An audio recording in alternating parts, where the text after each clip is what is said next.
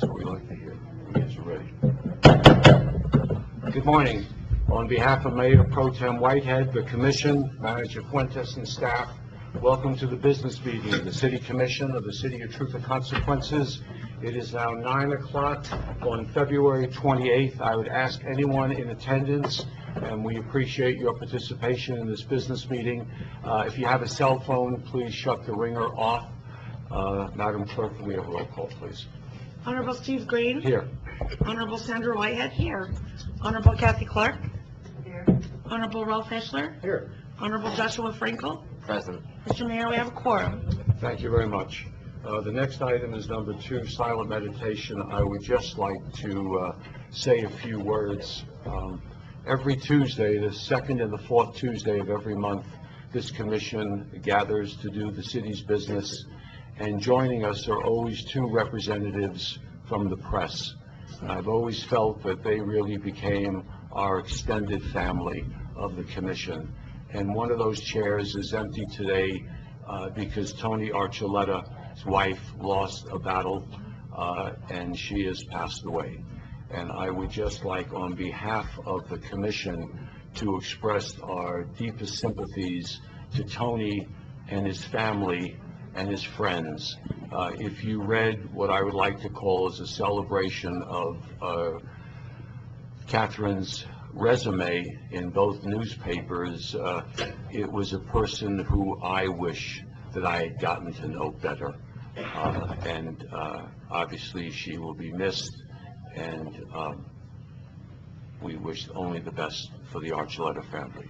Please join me in 15 seconds of silent meditation, please.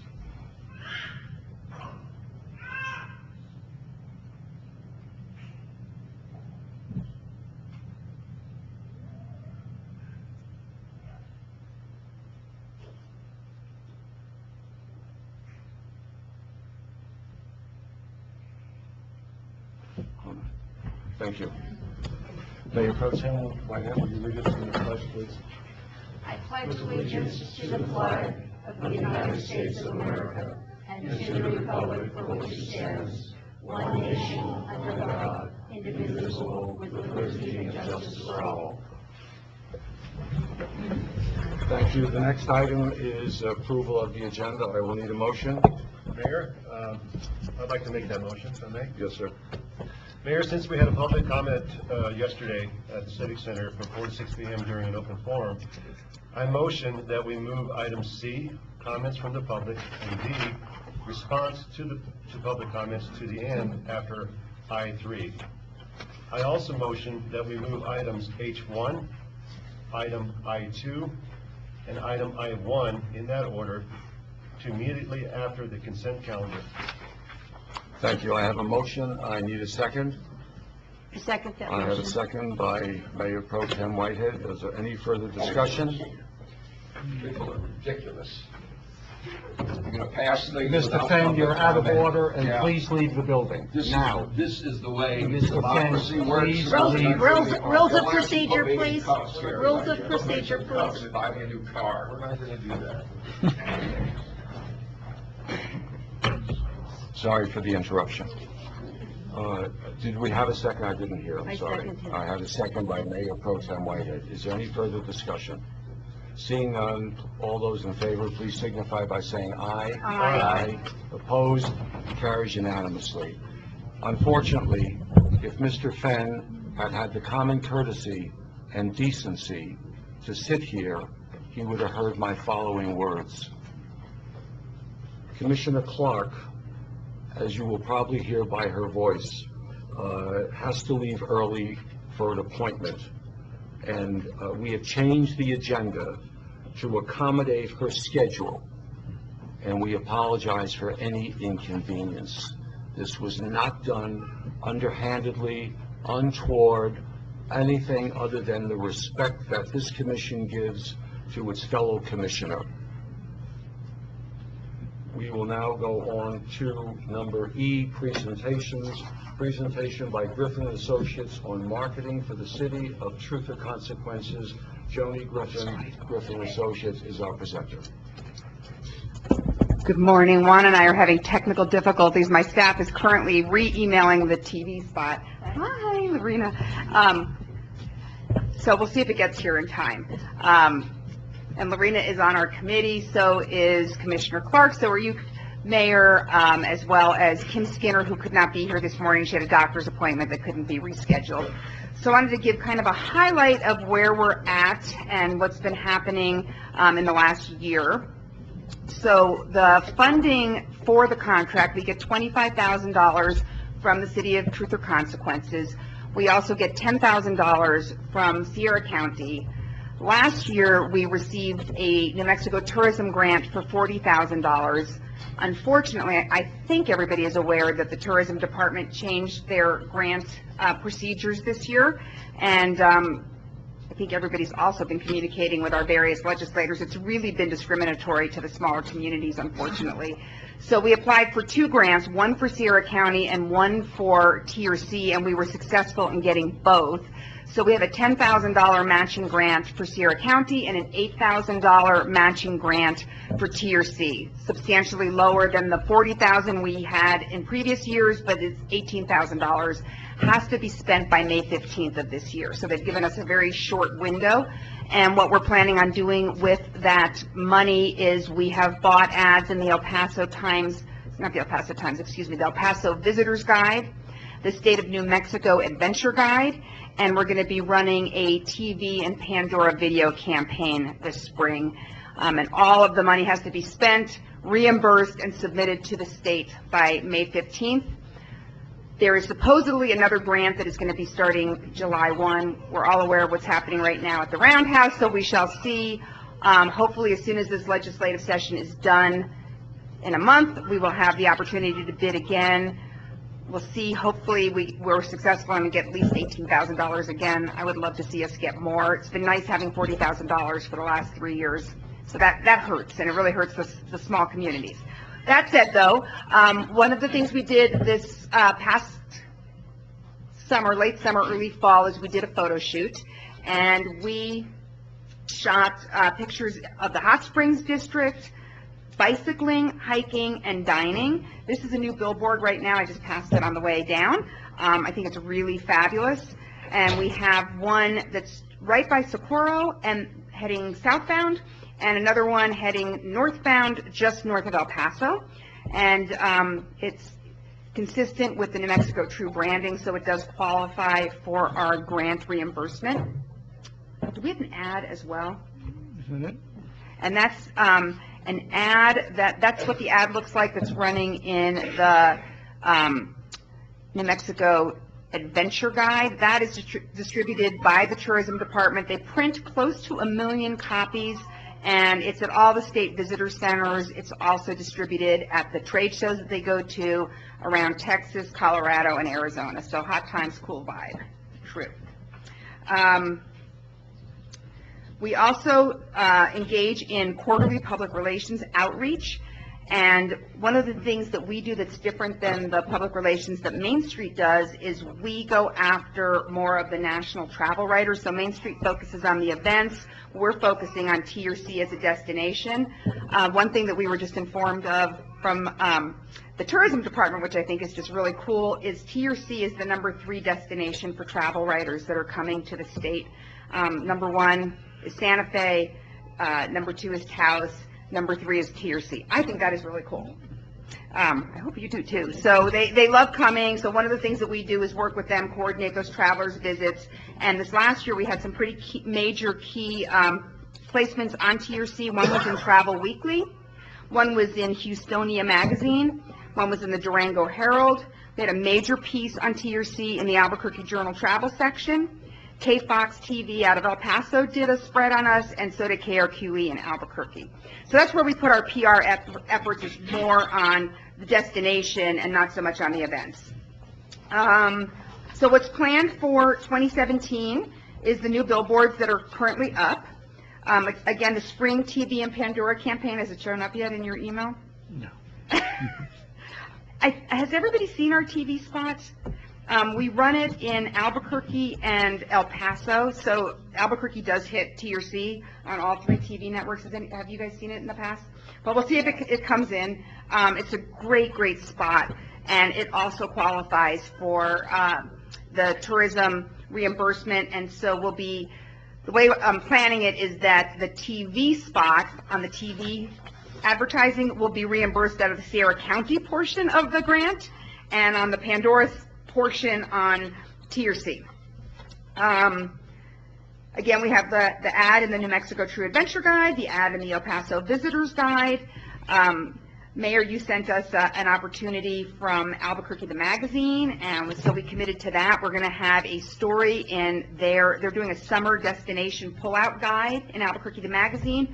We will be prominently featured in that, and we'll have an ad in that. The Albuquerque Journal also does a summer visitors guide, and we will be in that. We also are in the winter guides. Again, the quarterly public relations outreach.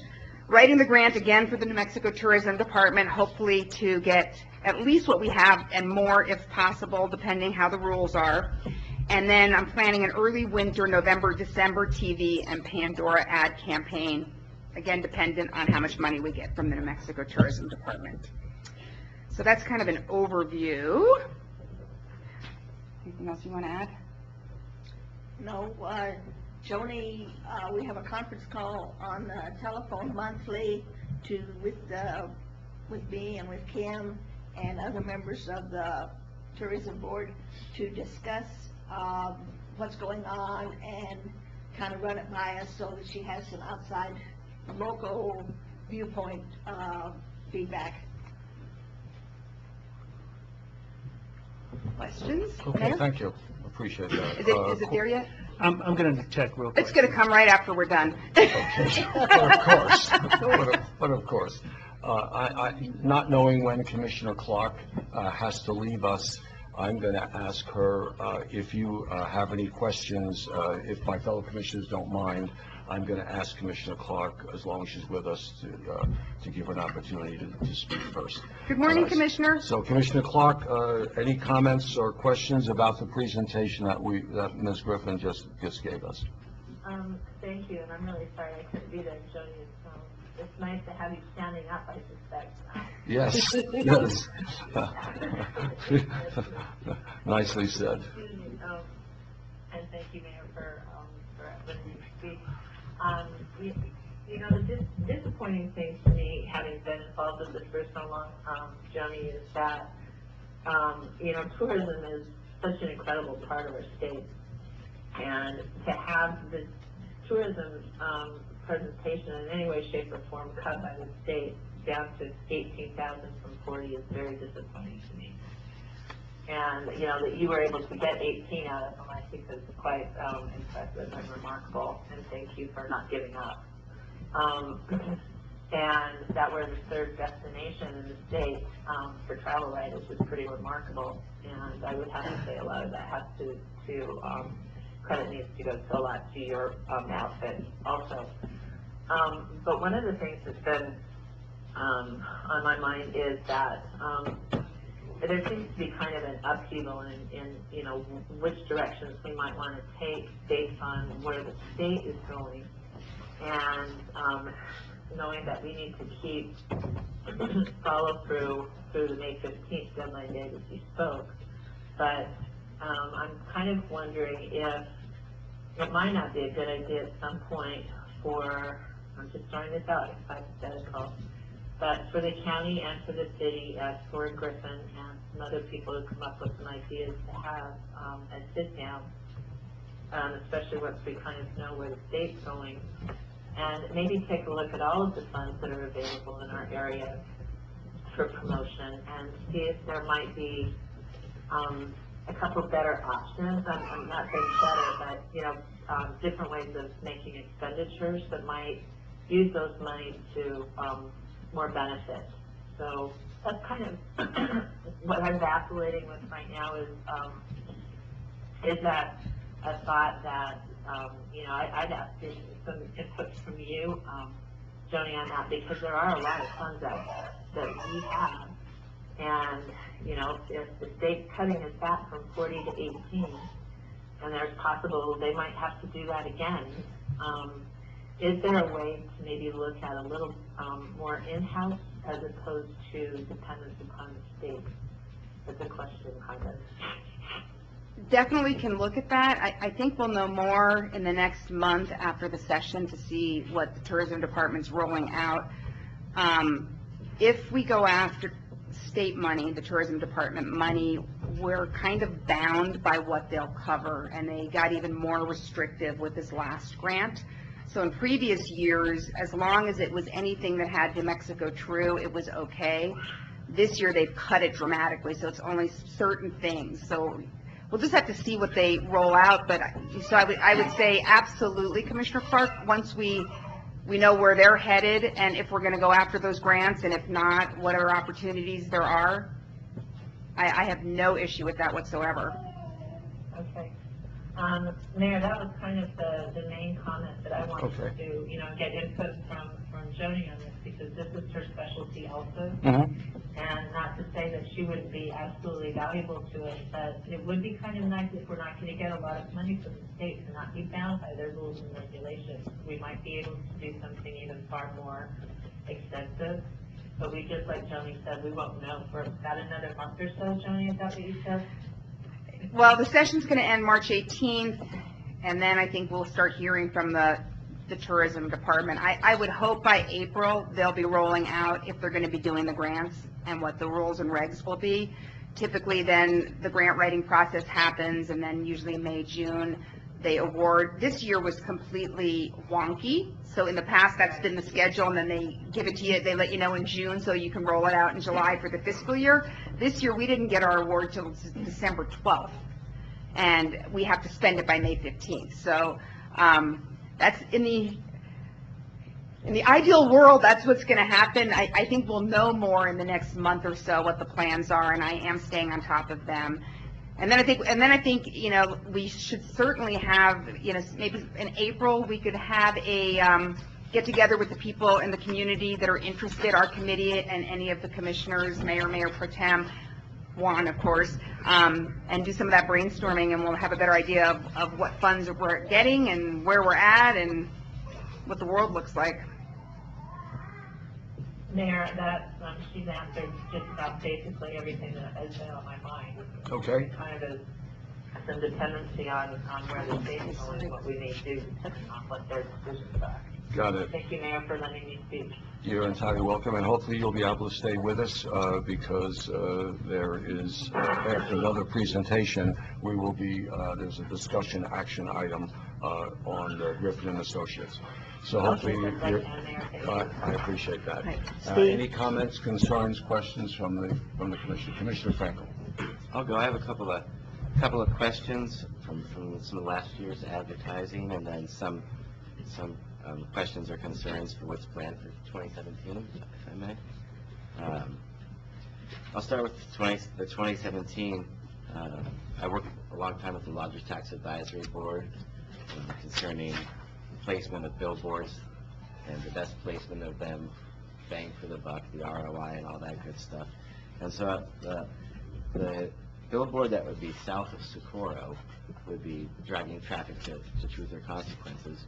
But one thing that I've always really advocated for is that if we're going to have a billboard that's promoting Truth or Consequences, it needs to be north of Socorro, at the point when the traveler is going down the road and they're trying to decide, I'm going to pull off the road and spend the night here in Socorro, or there was a very clear billboard before Socorro that said, if I drive one more hour, I'm in the hot springs. Once they've got to Socorro, they've already committed to stay in one of their lodging facilities, and if they're past Socorro, Truth or Consequences is probably going to be their next stop by default anyway.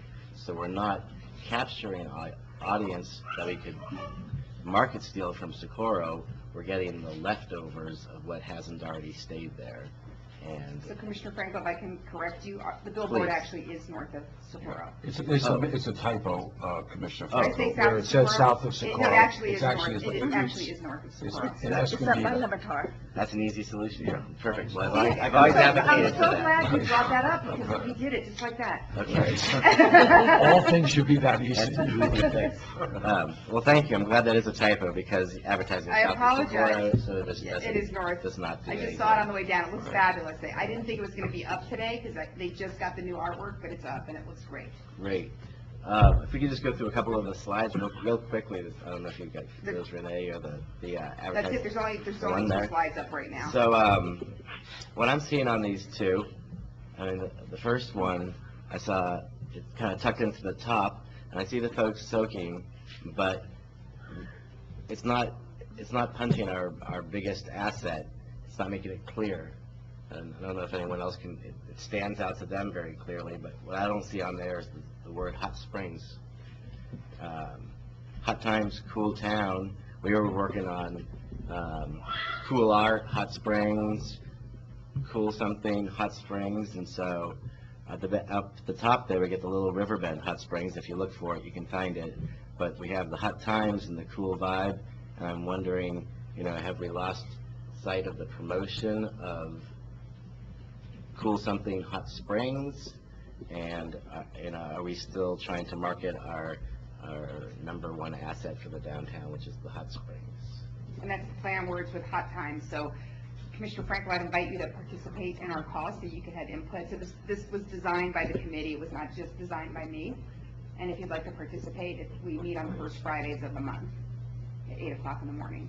Okay, I just want to make sure that we're, on a consistent marketing plan that has the same message, being relayed throughout 2016 and then into 2017, so we don't have a million different taglines out there, and we're really trying to push a solid brand for our town.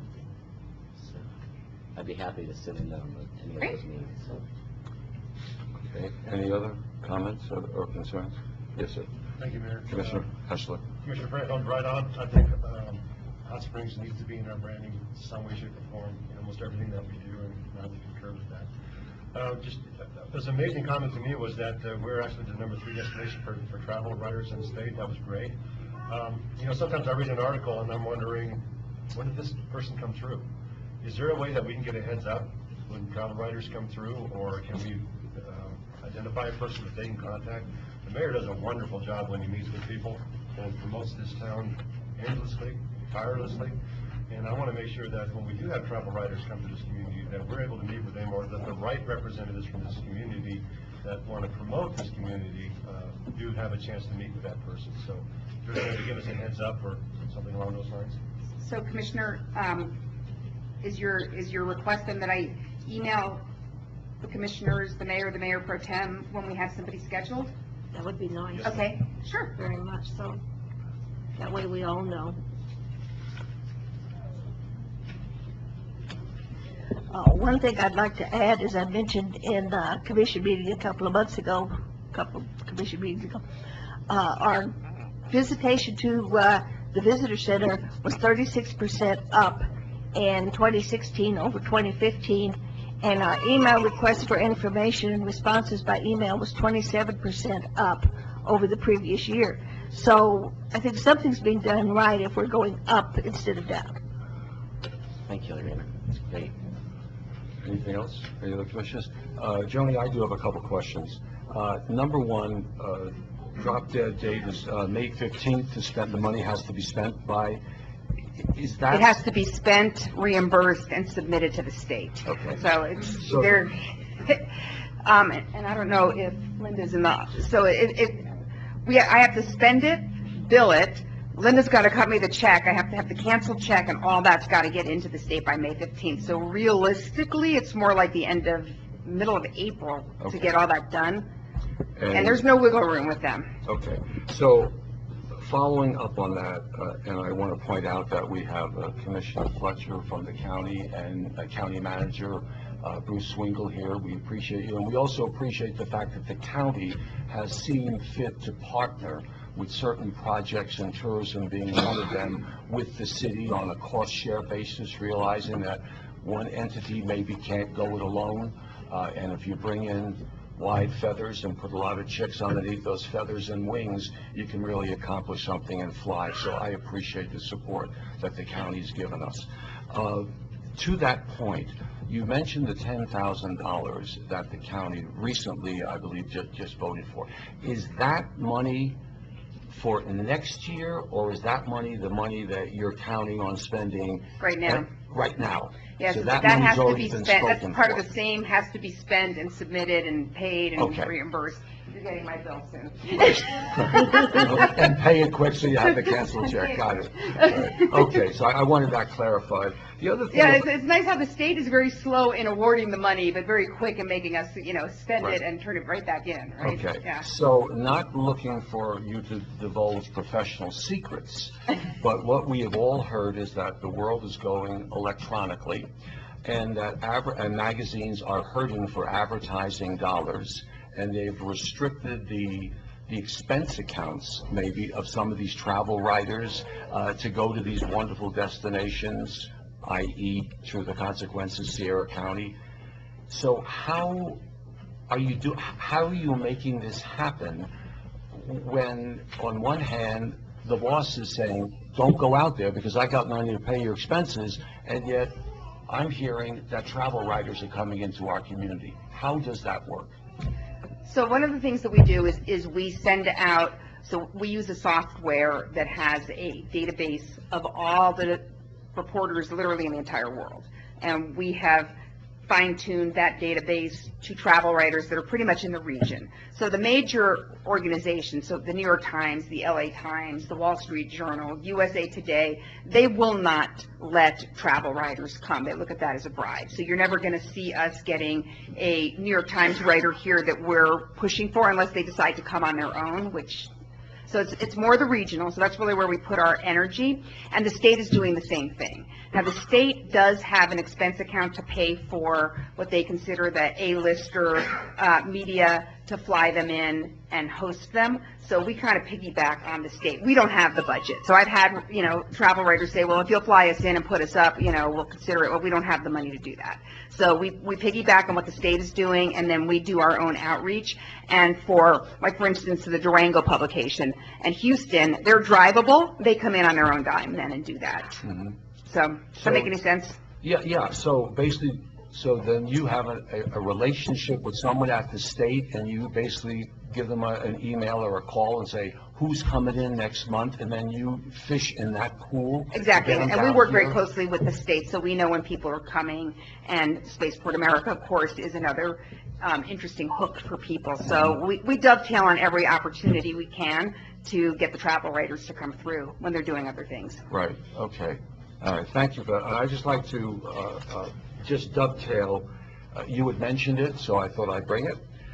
The Adventure Guide. Yes. New Mexico. And so what I'd like to just point out, and I think kind of supports what I'm hearing from my fellow commissioners, Soak, budget-friendly, Soak Hot Springs enticed in the town of Hemis Springs, Gila National Forest, budget-friendly hotels in Truth or Consequences. So they're talking about the natural hot springs.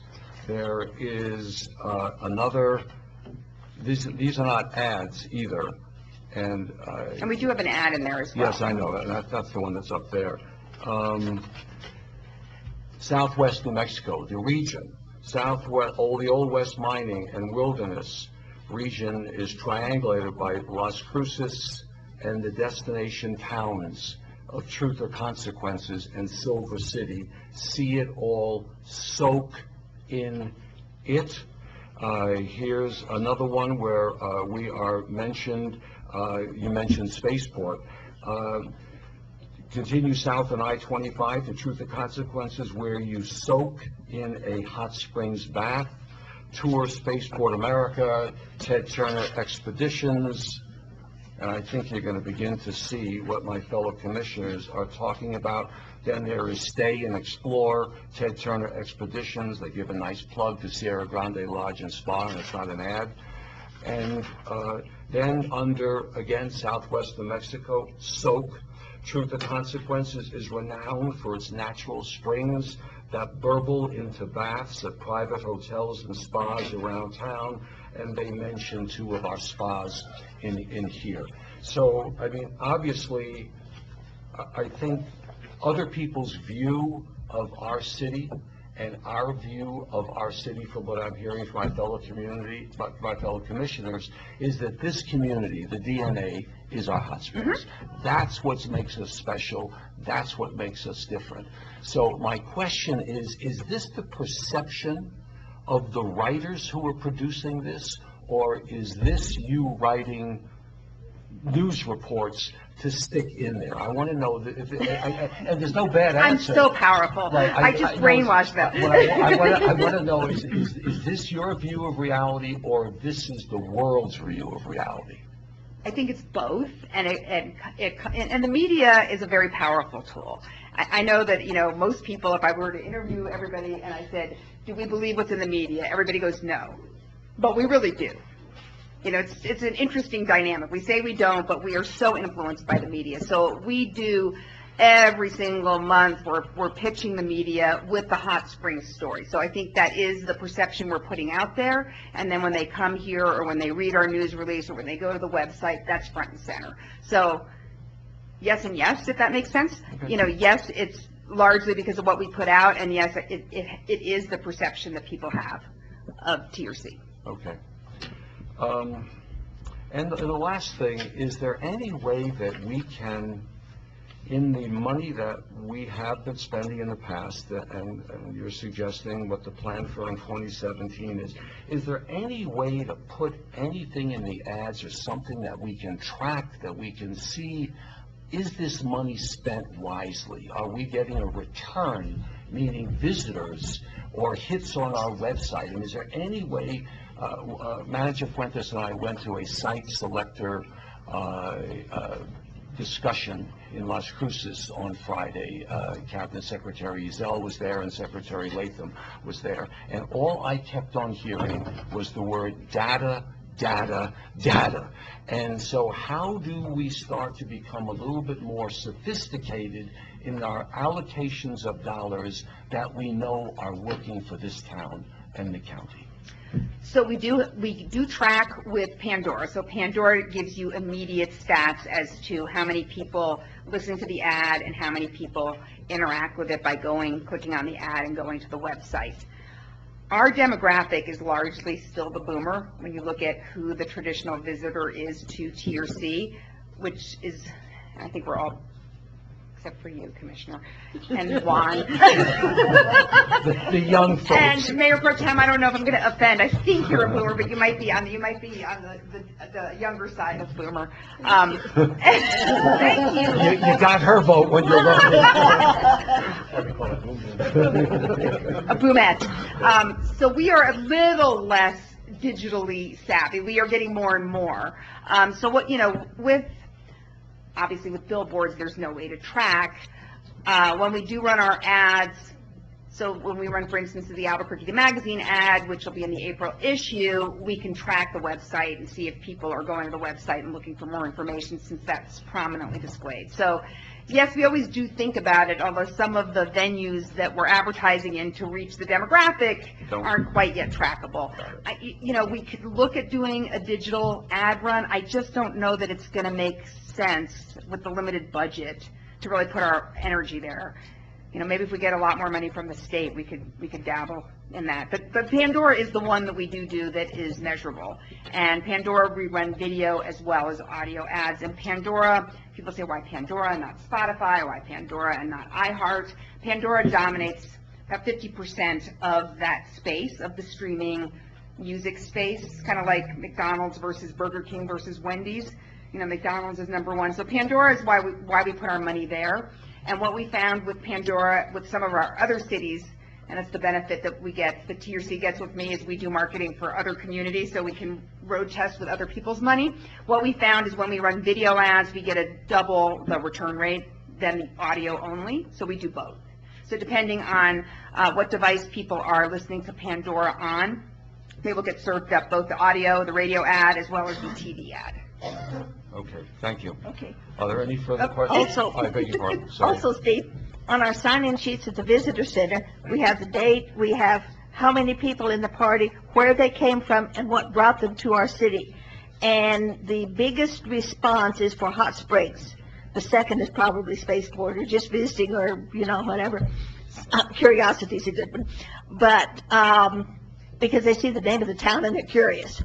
But the biggest single response is probably the Hot Springs. So they've heard about us somewhere, and they're coming here. And we do keep a major statistical sheet. I haven't gotten the end of December's one yet from our statistician, but she breaks it out by towns in New Mexico. It's broken out by states of the United States outside of New Mexico, and then it's broken down by foreign countries.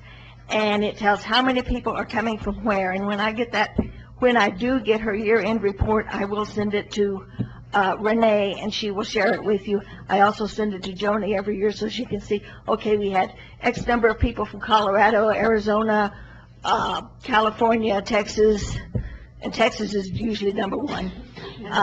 And, well, outside of New Mexico, so that we know basically where these people are coming from.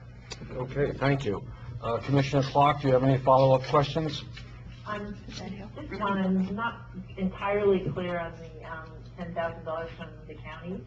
I heard you make a question, and then the answer was, my understanding is we have to pay, we have to use this $18,000 on that grant by, and have it all done, tidied up by the 15th of May.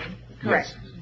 So is that $10,000 that the county has put up for essentially the contract part of that 18 we need to have done like ASAP? Yes. Or is part of that 10,000 extended to the next fiscal year budget? So the way the tourism grant works is it's a matching fund. So Sierra County spends 10, and we basically spend 20, and they match 10 of it. So we have to spend, in order to get the 18, we have to spend 36. And so part of the money that comes from the billboard advertising, which is not part of this contract, TripAdvisor, some other things that the county is doing, so that we bump that up to the 36, and then we get the 18 back. I don't know if that makes any sense, or if I just complicated matters more. Commissioner. I understand how that works. Okay. Question, I think, let me see if I can make it a little more clear. The $10,000 that the county has approved for extension of this contract will be spent prior to that May 15th date? Correct. Yes. Thank you. Okay. That was the clarification I was looking for, Mayor. Thank you. Okay, you're entirely welcome. Any further questions? Thank you so much, and we are glad, as Commissioner Clark said, to see you upright. So for Mayor Pro Tem and the other commissioners that don't know, I was in a very serious bike accident in August of 2015 and broke my back. So I think one of the meetings, I had to do it by speakerphone, right? Yeah, I couldn't drive down here. So yes, I am upright. Right. Thank you. We love to see that. Thank you. Thank you very much. All right, moving on, under E, presentations. Presentation introducing the DWI program and staff. And our presenter will be the DWI Coordinator, Program Director, Mr. George Lee of Sierra County. Mr. Mayor, Mayor Pro Tem, Commissioners, thank you very much for giving me an opportunity to come down here with my staff today. The local DWI program was established by statute in 1993, and a percentage of alcohol taxes go to fund that program.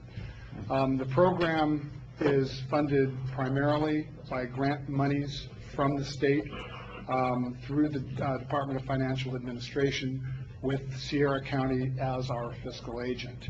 And I'd like to introduce my staff to begin with. And I'm not going to make them stand because I embarrass the heck out of them all the time anyway. Over here on the right, we have Sandra Lucero, who is our Senior Court Compliance Officer. And then we have to her right, Vanessa Segura, who is a contractor for us, who is also a court compliance officer And then we have our newest court compliance officer, Michael Solzer. I could tell you all about all the stuff that goes on in Santa Fe with our program. Included in your packets is an overview for that purpose. So I want to take, because of time, I just want to talk primarily about what we do here locally. As I said, the County of Sierra is our fiscal agent, and I'm very fortunate today. I don't think Sherry came here to see me, Ms. Fletcher, Commissioner Fletcher. I'll pretend she did. Anyhow, the County Commission is very supportive of our program. And we also have the County Manager, Mr. Bruce Swingle, who's also very supportive of our program, not only with his good heart, but with the hard-fought funds that the county provides to our program.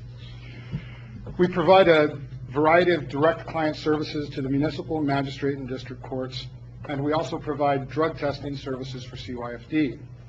Right now, we have about 153 clients in our programs. Those clients are split between those who are convicted by DWI, for DWI. The way our funding is set up through DFA, we have one compliance officer dedicated to provide probation services for DWI offenders, and that's Officer Michael Solzer. The other side of it is misdemeanor compliance, other. So if somebody breaks a window, misdemeanor domestic violence, anything that is a misdemeanor level crime not related to DWI, they go to see our senior court compliance officer, Sandra Lucero. Currently, and this is as of a couple of weeks ago, we have 45 people who are on active probation for DWI convictions, and that's Mike Solzer's program. And then we have, in our misdemeanor compliance other program, Officer Lucero has about 60 people who are on probation for other misdemeanor crimes for which they have been convicted. And then we have our compliance officer, Sandra Segura, and she provides the pre-sentencing services. Somebody goes to jail, the judge says, okay, you're released on bond, you're released on your OR. However, your conditions of release are that you must report to the DWI office to either provide breath testing, drug testing, and that's Officer Segura's job. And currently, she is running about 53 people who are on conditions of release. That 53 is a significant number. I started, on March 17th, I will have been running the program for about a year. When I started the program, our pre-sentencing conditions of release person had about 30 people on conditions of release. As of, I guess about 2 weeks ago, she had 53. So in that 1 year, it's gone from 30 to 53. Officer Solzer is fully funded by grant funding. I am currently fully funded by both grant funding and the good graces of the Sierra County Commission and City Manager. They contribute to my salary. And then we have, like I said, Sandra, who's 100% funded by the county. So we're very, very busy over there. And the program, I don't know if it's good or bad. It's a matter of how many people get arrested, how many people get convicted, but it's growing. And we have another guest here, and she's actually here just to support basically me and my program. We have the Sierra County Detention Administrator sitting back there, Virginia Lee, and she runs the detention facility, but we also work in partnership with her and her staff. We also work very closely with adult probation and parole. We have an outstanding working relationship with the patrolmen of the police department, Sierra County Sheriff's Department, the state police, occasionally state parks. All of those things are relationships that we have to maintain and to support. As a coordinator, I oversee all of the functions of the program, both the probation services, all of the administration and oversight of the grants. We have another funding source, and that is our program fees. Our program fees currently is a healthy fund because of all of these people who are getting arrested, getting convicted. The courts assess fees to people convicted, and And while they're on probation, they have to pay $50 a month for probationary services. So that's coming in. And now, we've got it on track now that we're collecting those monies, and our program fees side of it is actually increasing. We have several different components within the DWI program that are mandated by Department of Financial Administration in Santa Fe. The first one's prevention, and it's, okay, what can the DWI program do with grant funding to support prevention efforts? And a lot of that is up to me as the coordinator. What I've done for fiscal year 18 is that I've asked for $6,000 for funding in prevention, rather than spend that money on advertising and events from grant money. Those things I can pay for out of our program fees. It's strong enough that when we do National Night Out, or we go to the health fair, or we do a program in Array, we have program fees to support that. So what I'm going to do with the money this year, if I get it, is we want to initiate a sober ride program, which is going to be primarily aimed at getting people over the holiday weekends, Memorial Day, 4th of July, Labor Day. If they're out at the park and they want to come to town and visit our restaurants, visit our downtown area, visit our new microbrewery, who have, by the way, those folks at the brewery, Mr. Masterson and his wife have been very, very good about coming to us and saying, look, we don't want our customers drinking and driving. And what they didn't know is that I had already broached this issue of sober rides. So we'd like to be able to provide a service. For me, it would be funding the service to provide transportation back and forth from the downtown out to the state park over the holiday weekends. And we'll see how that goes. I have models to follow that are in Doña Ana County and also in Grant County, and I will be working with my peers in those DWI programs to say, okay, how does this work? But if I get the money, that's going to happen. We have enforcement. I asked for $1,500 for enforcement monies last year, primarily aimed at saturation patrols. The Sheriff's Department availed themselves of the money, and they still have just a little bit of that left. I've asked for $2,000 for enforcement programs for FY18, and that money is available for law enforcement to, if they wish to do a checkpoint, a DWI checkpoint, DWI, by the way, specifically DWI related. Law enforcement can't take my money and then go out and run a drug interdiction program with DWI funding. If they are doing saturation patrols for DWI and they run across somebody and they do some interdiction and they arrest somebody for smuggling drugs or they have money, that's perfectly fine. But it's directed specifically at efforts to reduce the incidence of DWI, which is our mandate from the state.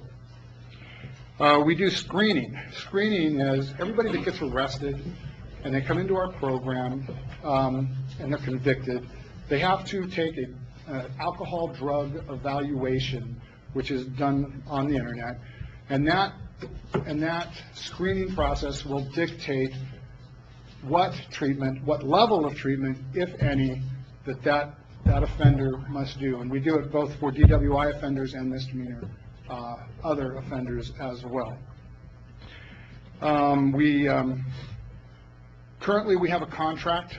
We contract out treatment. The difficult thing for us when I have a contractor who provides treatment is I can't tell, my compliance officers cannot tell a client where to seek treatment. Even though we have a contracted treatment provider, all we can do, and this goes into statute as well, is provide them a list of treatment providers. Well, we currently have 4 treatment providers in Sierra County, and they work with the probation officers to say, okay, I'm going to go to this treatment. The probation officer follows up to make sure that they complete it. If they fail to, and this is something new for us, through the magistrate court judge, Judge Brown, previously, if somebody had finished their probationary period without completing their required treatment, well, it was no big deal. Now what it's going to be is that they will not be released by the judge from probation until they complete their mandated treatment, wherever they choose to go. But treatment is a big part of the DWI program. I believe that the bread and butter of my department, and I'm a department head for the county, is compliance, tracking, and monitoring. Those are the probationary services that we provide. Currently, if a judge wanted to, these 153 people that are in our program could be in jail. And that would, I think that would absolutely bankrupt the county. So the probation services that we provide, I believe, are essential.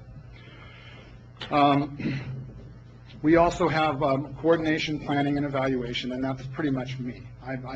That's where I fall into the program. I'm not a probation officer. I have great probation officers to handle that. Because I was a cop for so long, it's taken a better part of a year to get out of the cop mindset and into the administrator role to make sure it's these guys that are doing it, not me jumping out and going out there to do stuff. But I'm doing okay. My vision for my program is to see at some point to have a joint city-county misdemeanor probation department. The county, only because they're nice enough to do it, currently pays in wages and benefits for our misdemeanor compliance officer about $58,000 a year. Benefits are very expensive. And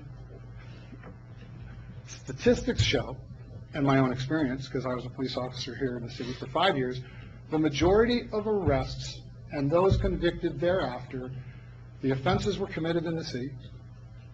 The convictions were based on those offenses that were committed in the city. I don't know what it looks like. I don't know how to get there. All I know is that I would like at some point to see it more of a partnership between the city and the county to fund these probation services. Nobody has any money. Our program got cut by 30% in FY17 in the middle of it. Although I think I know what I'm going to get for the next year, there's never any promises. I've already reduced my contract for FY18 to help support the program. So this is where I want to see the program go. It doesn't mean we can't do all these other things. There is going to be more grants that we're going to, now that I've been there a year, now I know how our program works, and I don't think it's running me now, I think I'm running it. We will be looking at other grant opportunities. This was discussing with Commissioner Fletcher just before the meeting, some other ways that we can find a way to provide more treatment. County Manager Swingle is huge on treatment. I get that. I'm big on treatment. It's a matter of how do we implement it. So I talked enough, and Mr. Mayor, I would stand for questions. Thank you, Mr. Lee. I appreciate your presentation. Commissioner Clark, do you have any comments or anything? My only comment is to thank this gentleman for all the hard work he does for our county. Yeah. Concurred. Any other comments from the commission? I would just like to follow up with Commissioner Clark. Thank you, and I wish your organization didn't have to exist. Not that I don't want you to have employment. No, but I can go back to being retired. So take that with the right grave of salt. I wish you did not have to exist, but because you have to, we thank you and your staff for what you do. You had mentioned, I believe, Mr. Lee, and maybe I misheard you. Did I hear that the people who are convicted and sentenced, but not incarcerated, that there are fines involved? And if that is so, and someone is pressed financially, does Judge Brown give them options such as, call up the city, call up the county, see if they need weeds pulled, see if they need a door painted? I mean, is there something Community service. Yes. Can the city help by reaching out to Judge Brown and saying, wherever it's appropriate, these are things that we need done, and we could use some help, and maybe Manager Swingle could do the same. So when someone comes before the judge, and they can maybe take what that person has to offer and what is needed, marry those two up, save them the dollars, and give them a sense of dignity, that they are helping and working for their community. Is that a possibility? Not only is it a possibility, it is something that we currently do, and that is to some extent to the discretion of the compliance officers. If somebody comes in and we find that they are indigent, and we do have indigent paperwork, we will do our best to find community services, community service programs, places where they can go to work. But there are some restrictions on that. And really, I would defer to Senior Compliance Officer Lucero if you want some more information on how we currently do that. If for a few minutes, if you could, I mean, if the city can be supportive of your program with the understanding that the dollars are really going to be hard to come by, what can we do? I want to clarify something. Okay. So if judge court orders fees for the court, he does let them do community service for his fees. That has nothing to do with us. We do provide a list of community service providers. The city is on that list, and that person decides where they're going to go do their community service. We fax the form to the court, or the community service individual takes it to the court and they deduct those fees. For our office, because we are running on program fees, because our budget's been cut, it's really hard for us to let people do community service for that $50 probation fee. There is some, and we work with them. I'm not going to mention any names, but and we'll let them go work at the jail or something that's going to benefit our programs, and that's how we do that. It just kind of, unfortunately, we can't do it with everybody. Yeah, you know, I understand it. At the end of the day, you have to pay the rent, so to speak, and salaries. Thank you for the explanation. Appreciate it. Anything else? Any other further questions? All right, well, thank you then for your presentation, and continued success with the program, and I hope you, as the years go on, put yourselves out of jobs. Thank you, Mr. Commissioners. Okay, thank you very much. The next item is consent calendar. Number 1, Public Utility Advisory Board minutes of January 21st, 2017. Number 2, Lodgers Tax Board minutes, August 27, 2016. And the third is the service agreement renewal with Sierra Vista Hospital. I will stand for a motion for approval. Mr. Mayor, I move to approve the consent calendar as noted. I have a motion by Mayor Pro Tem Whitehead. I need a second. Second. I have a second by Commissioner Frankel. Is there any further discussion? Seeing none, all those in favor, please signify by saying aye. Aye. Aye. Opposed? Carries unanimously. Thank you very much. The next item is going to be under H, number 1, the marketing contract renewal for Griffin and Associates. Manager Fuentes will do the presentation on that. Well, Mr. Mayor, Commissioners, I think we have already heard the presentation by Joni Griffin, and this is a renewal of the contract, as we've heard. And we'll ask Joni to stand up to the podium and answer any further questions the Commission may have. Okay. Manager, excuse me. Thank you, Manager Fuentes. Commissioner Clark. Now, is this the same comments I made earlier? Okay. To take a peek at, what we could do maybe differently once we have a little more information. But definitely, without any question, we need to have Griffin and Associates with us through the rest of this marketing period, which I would consider to be for June. But I would like to have her take a look at what next year could bring if we weren't restricted by the state. Okay. So those parameters would be definitely keep her on, but let's see what else we could possibly come up with without commitment to ourselves. Okay. If I may, Commissioner Clark, so I understand what you're saying. What I hear, I think you're saying, is to bring Griffin Associates up with us up till the end of June, and then when the new financial calendar comes into effect, July 1, and hopefully by that time the city will have some indication through Ms. Griffin of what our award will be and to what extent and amount from tourism, that's when a decision moving forward would be made. Is that what I'm kind of getting from what you're saying? I think you are, and, you know, I'm seeing that the county has set up the 10 to make sure that we get that 18 through the May 15 deadline. Right. I have no idea what Griffin and Associates could do for us in the following year if there were no restrictions with the city. So I'm thinking that, you know, the obligation of ourselves into the future with unknown tangents is kind of difficult. And I think that Joni put it out. We'll know more in April, and it might be a good idea to sit down with the city and the county and come up with an entirely different marketing plan. Okay. And not be obligated. I don't know how she feels about that. I would be certainly, you know, willing to throw that out at her, but we can't not have her. Okay. To the rest of this particular marketing period. Okay. All right, thank you. I just wanted to make sure I understood where you were kind of going with that. Any questions from any of the commissioners?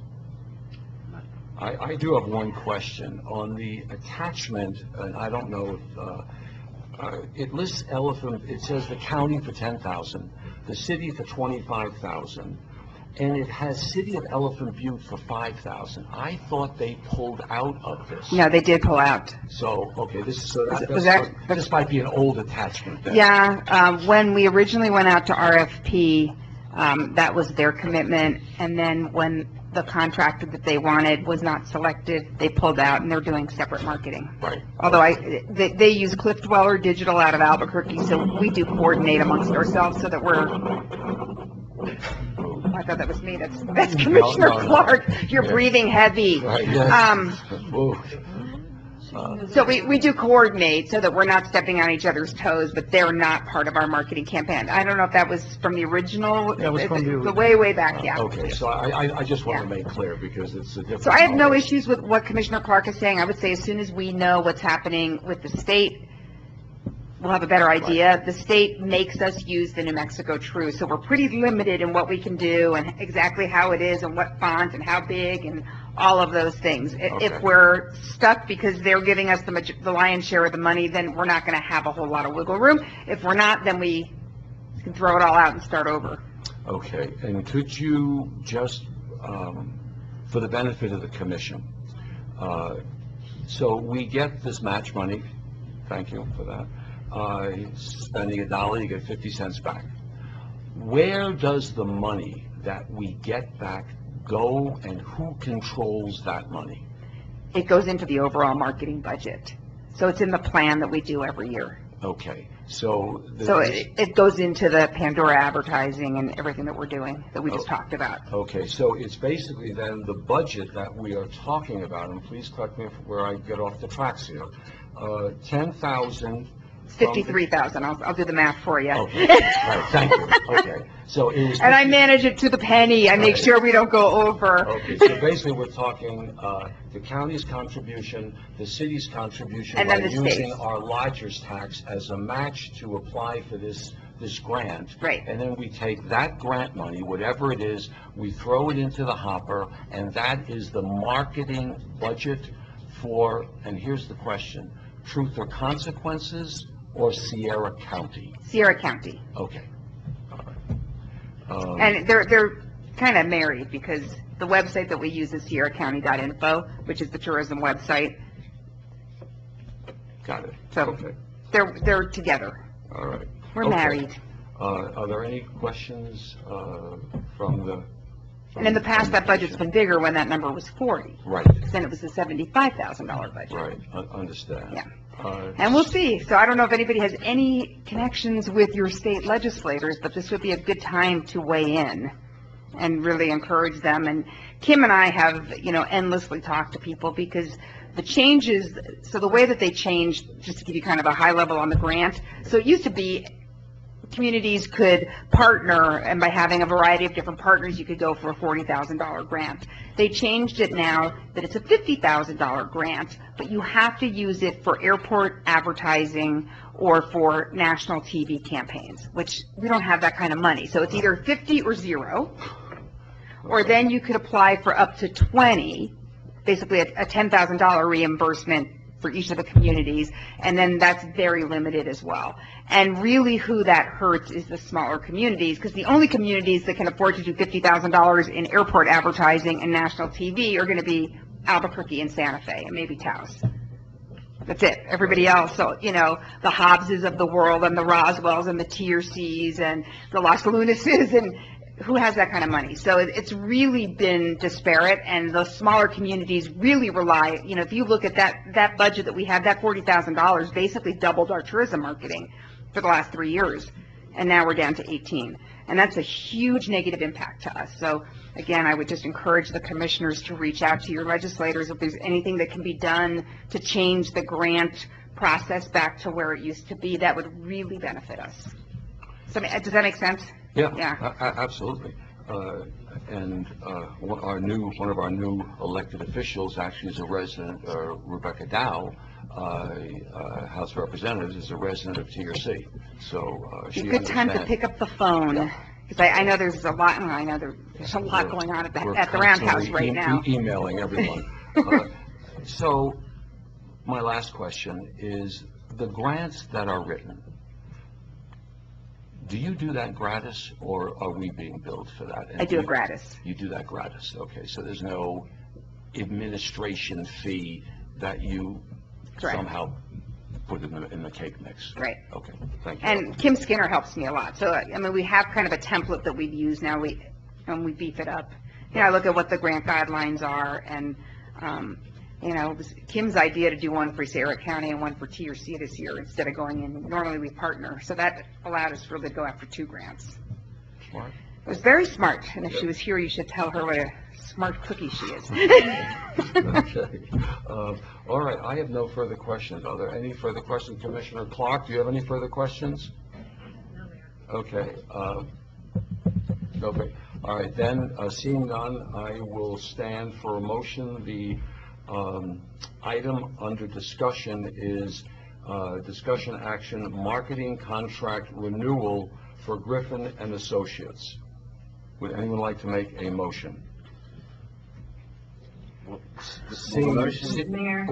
one moment. Question, please. Hold it, just Commissioner Clark, just 1 second. Commissioner Frankel has something to say. Would this motion be as the contract stands here, as presented, or taking into consideration what Commissioner Clark said, changing item 3 term to, rather than terminate on January 31st, 2018, to terminate in June?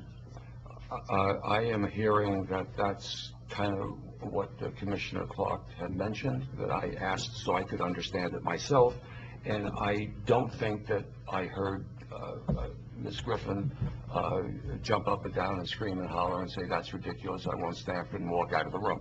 So, yes, let's see if we can move this along. We have postponed this once already, and I think it's time for a decision for the will of the commission to be heard and expressed and to move forward. I'm sorry, didn't mean to interrupt you, Commissioner Clark. You were saying? That's all right. My motion would be this, provided it's okay with everyone, including Ms. Griffin, because I think she's done a remarkable job. Agreed. Is to prorate that contract and get this year finished, that $18,000 obligation that we have. And then in April, please invite Ms. Griffin down, we know more, to put possibly a much more comprehensive marketing program together with more of the lodgers tax monies that we do have within the city and county. It's a long-winded motion, but what I would like to do is prorate this contract, get it finished at the fiscal year, and then start looking at, as Commissioner Frankel had mentioned also, there are other options, and where do you put your emphasis? So my motion would be to prorate this contract to get through this year, and then look at renewal for another contract with Ms. Griffin in April. Okay, So the only issue I have is it's not exactly like you can just go prorate for 4 months. We have to spend the money for advertising. We have to produce the advertising. There's also public relations, which is not covered by the grant, and then there's also account management that's not covered by the grant, and the newsletters that aren't covered by the grant. So it's not quite so cut and dry that you can go, okay, $25,000 divided by 4 months, and that's what the contract is. Would the, Mr. Mayor, Commissioners, Commissioner Clark, would the contract then terminate in June of 2018? It's in 2017. 2017. 2017. Ms. Griffin, here's a question then for you. So the admin fees and the PR, in addition to the prorate to get us through 17, what extra would be involved so that we could get our to a July 1st yearly contract with you? We're going to spend the lion's share of the $25,000 between now and June 30, and then my intent is that we get more money from the state that moves us into the next year. And I'll have to really relook at the budget to tell you what, but it's going to be the lion's share of it, because we have to spend it in order to get the reimbursement. So you'd have the reimbursement going forward if you don't continue with me. We didn't say we didn't want to continue with you. But I'm just saying, so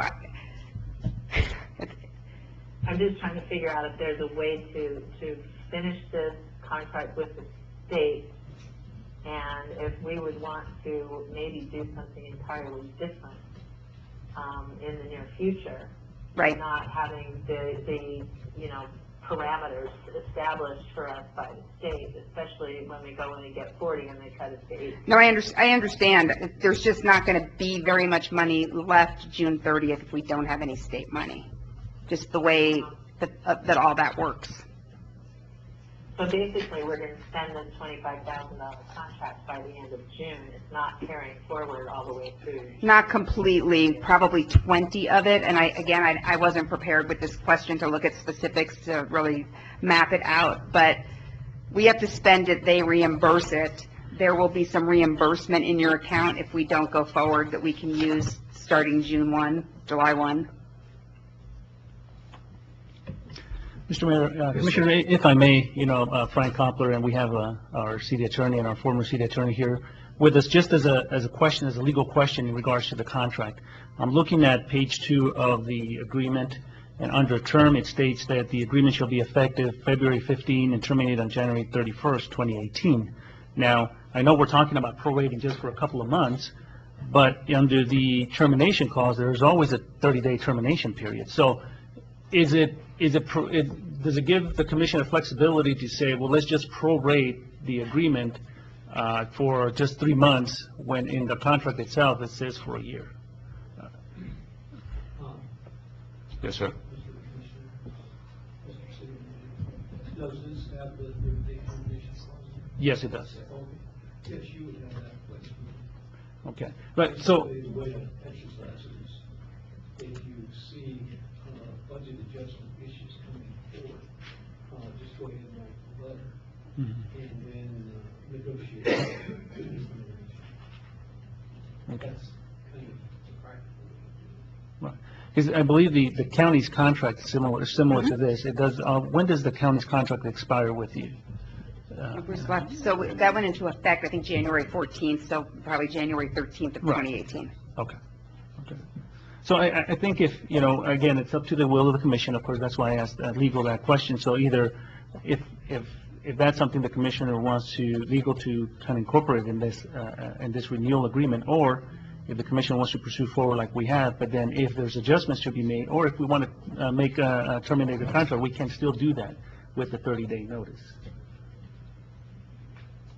Commissioner Clark, did you hear Mr. Koppler, his legal opinion? Yes, I did, and, I know that there's that 30-day, and I'm concerned that we don't want to lose the momentum that Griffin has established for us.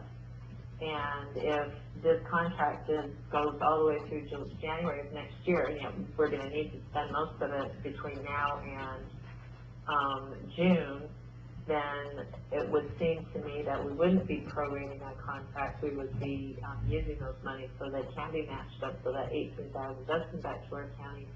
And then starting with a new marketing program when we have the information July 1st and look at a new contract at that particular date. I don't know. Joni, does that make any sense to you? Well, yeah, I think the contract's renewed. I think as we have information, we have our monthly meetings, as we have information from the state And this is the state. They were, 9 months late this year. In the ideal world, we'll have some sense of things in the April-May timeframe, but who knows? As we have information, I will certainly share it, and, we take it from there. But I have no issues changing course if course can be changed. So with that said, Commissioner Clark, would you like to take what you have heard and condense it into a workable motion? Yeah, I want it to work.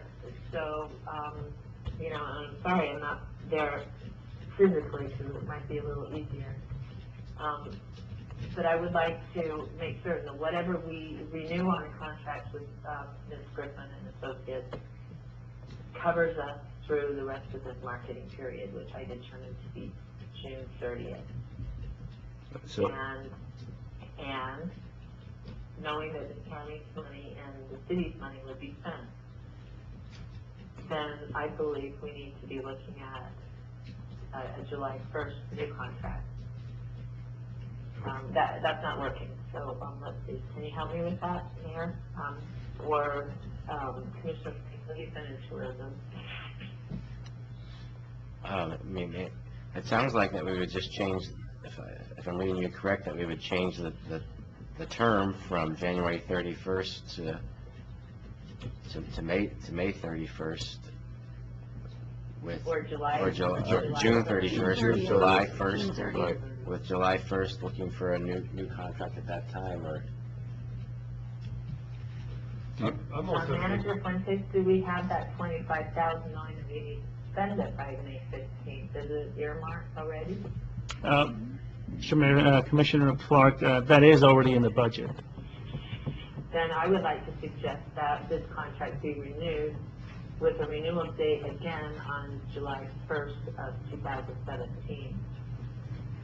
I'm just wondering if at that point you need to go back out to RFP. Right. So because, then you have to back it up that you probably need to almost be starting that process now. Commissioners, I guess that's something that we would have to consult with the county as well, because they are partners with us in this marketing contract.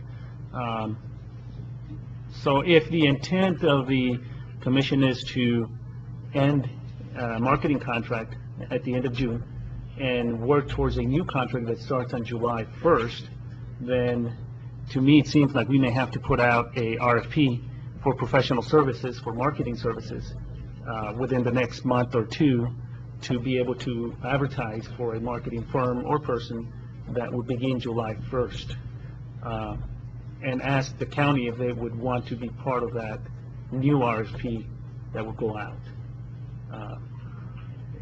And then it's just the question is to the county, knowing that the $10,000 that they renewed with Griffin and Associates will be spent by the end of this fiscal year. They haven't, unless they put it into a budget for next year, there's not that $10,000 again until we get back to next spring.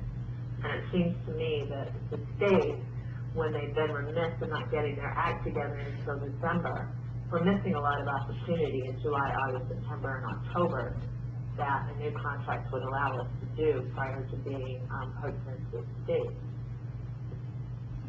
Does that make any sense? Right, and there has been no indication from the county that they're not willing to continue this joint effort with the city as far as allocating the money even for the next fiscal year. But again, I do not know that for certain, but I can certainly, ask County Manager Swingle on that. But because we've been doing this for the last 4 years, I see no reason why the county would not allocate the $10,000 from their lodger's tax. So back to what the lawyer said, the contract does have a 30-day clause in it, correct? Yes. Okay, so maybe what we can do is we renew the contract, then when we find out what the state's doing, if we need to do a 30-day to terminate the contract so that we can write a new one July 1st, we could put that as an option. Is that correct? That's correct. Frank, would you come up to the microphone, Frank? Yes, you could also change the 30-day clause to shorten that period of time too, as long as that's acceptable to the contractor. that would give you more flexibility, because with the 30-day clause, essentially you have to have a meeting, have to make a decision. That takes a month, and then you have to write the letter, and so then you're another month down the road for the 30-day clause.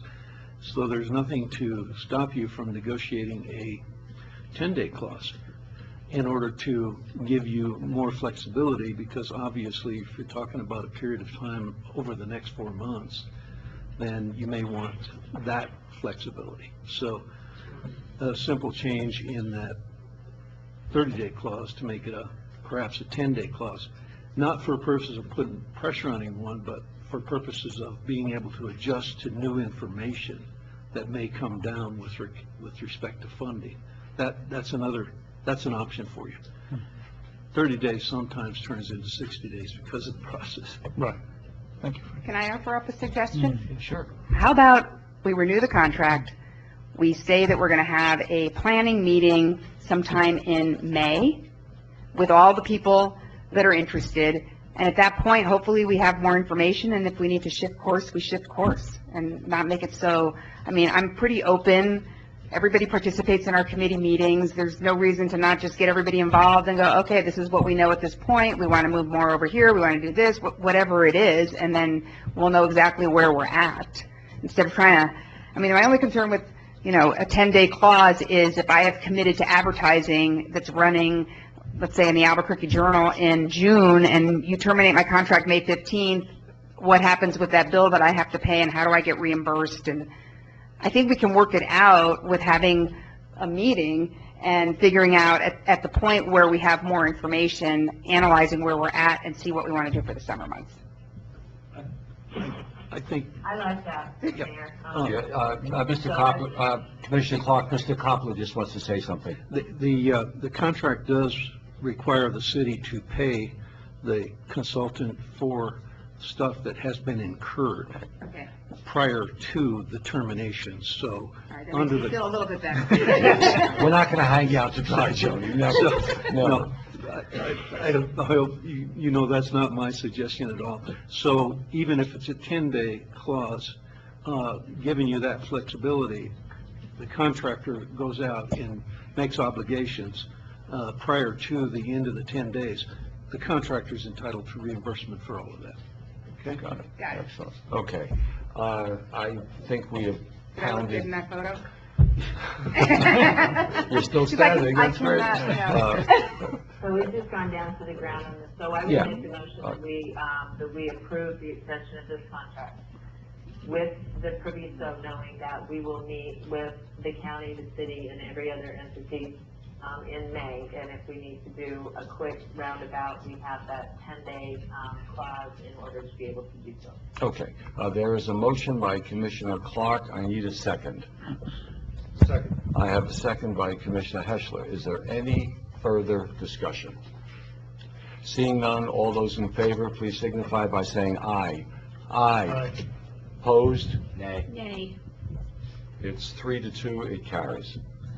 Thank you Mr. very Mayor? much. Yes. If I might interrupt, we need Commissioner Clark to withdraw her previous motion. She had one motion. I on beg the your table. pardon. Oh, okay. Could you, actually, I don't think that motion was ever seconded. Okay. It was not seconded, so we don't have to withdraw that. Thank you for bringing that to our attention, Ms. Canton. Okay, moving on. Thank you for that. The next item is number 2, MOU between the City of Truth and Consequences and the New Mexico Spaceport Authority for the use of the Lee Bell Johnson Center. Manager Fuentes. Thank you, Mr. Mayor. Commissioners, the Follow the Sun Tours terminated their contract with Spaceport America to operate the tours and manage the visitor center at the Lee Bell Johnson Center. Mayor Green, Commissioner Clark, and myself have been in discussion with the Spaceport about, providing them the space to continue using it as a tour site and a visitor center. What you have before you is a memorandum of understanding between the city and New Mexico Spaceport Authority for using the space at the Lee Bell Johnson Center. They will be paying a $300 a month to offset some of the cost in utilities. And the agreement is in compliance in accordance with the section 5831.5B. This is a agreement MOU for 5 years, and again, it will be between the Space Board and the city. If in the future there is another entity or leasee that will be using that space, it will give the city an opportunity to renegotiate the contract with the Spaceport Authority. Mr. Mayor and Commissioners, with that, I will stand for any questions. Commissioner Clark, do you have any questions of Manager Fuentes on this MOU between the city and the Spaceport Authority? No, Mayor. Any other commissioners have any comments? Commissioner Frankel. I do. I have a few concerns with this as it compares to our last contract that we had with Follow the Sun tours. And here's a few of my basic concerns. In this industry, the spaceport industry, things are moving incredibly slow. As we know, things have taken 20 years to happen, but things are also happen incredibly fast. You can have a disaster happen and it changes the whole scope of work. And I'm wondering if 5 years might be too great a period of time to be letting this asset be out of our control. And I'm also questioning the defrayed cost of the utilities. The Spaceport Authority, you would hope that they would have deep enough pockets to incur their own utility costs. And I understand that there's other communities that are willing to do a lot more to get this visitor center there. But those 2 points on here are the two that I would just like to address my concern for in this MOU. Mr. Mayor, Commissioner Frankel, in regards to the term of the agreement, as with any agreement, there is a termination clause under paragraph 7, voluntary termination. This MOU may be terminated at any time by mutual written agreement between the parties. And this MOU may also be terminated by the authority upon a 30-day written notice.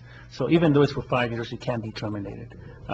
We understand that, things sometimes do take time, as they have with the Spaceport Authority.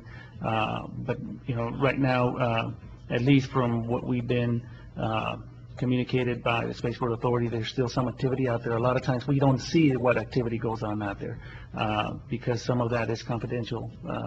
But I think we feel that this is a reasonable term. But again, it does provide us the opportunity to terminate it should anything happen.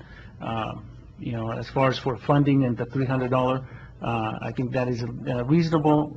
We do also recognize and understand that even the Spaceport Authority is facing financial hardships at the state level as well.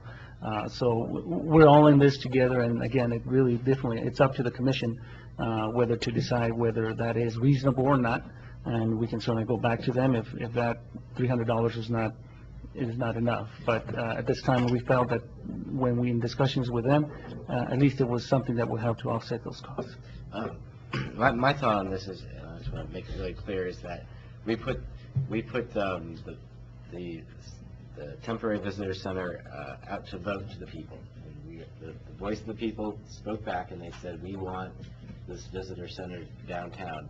But the terms of that election that they ran under were under some of the caveats that it was going to be a temporary center and that it was going to generate a certain amount of funds. I'm wondering if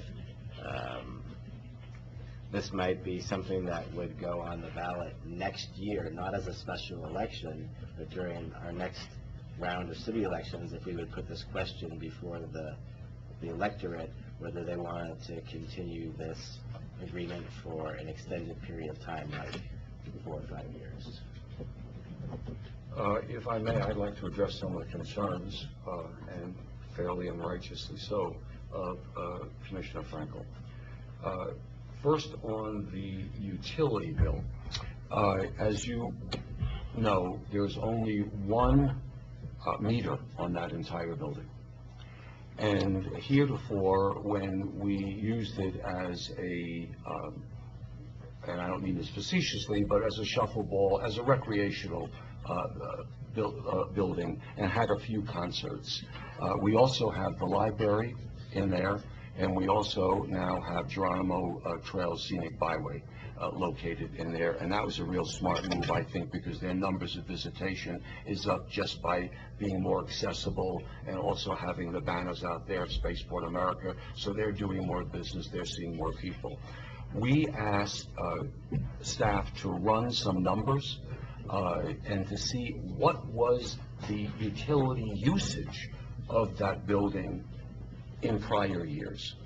And when I was a little bit younger, as you probably know, I used to move a lot of chairs for this community. So I was in that building at 7 o'clock in the morning, and I was in that building at 5 o'clock at night, returning chairs for events. And our staff would go in, turn the lights on, turn the air conditioner on or the swamp cooler on during the summertime, whatever unit we had working, the heat on during the wintertime. We would sweep the floors. That, on average, the entire building was running around 268, if I'm not mistaken. That was the number that I pretty much remember on average for usage for the entire building. So I think that $300 is a fair and reasonable fee.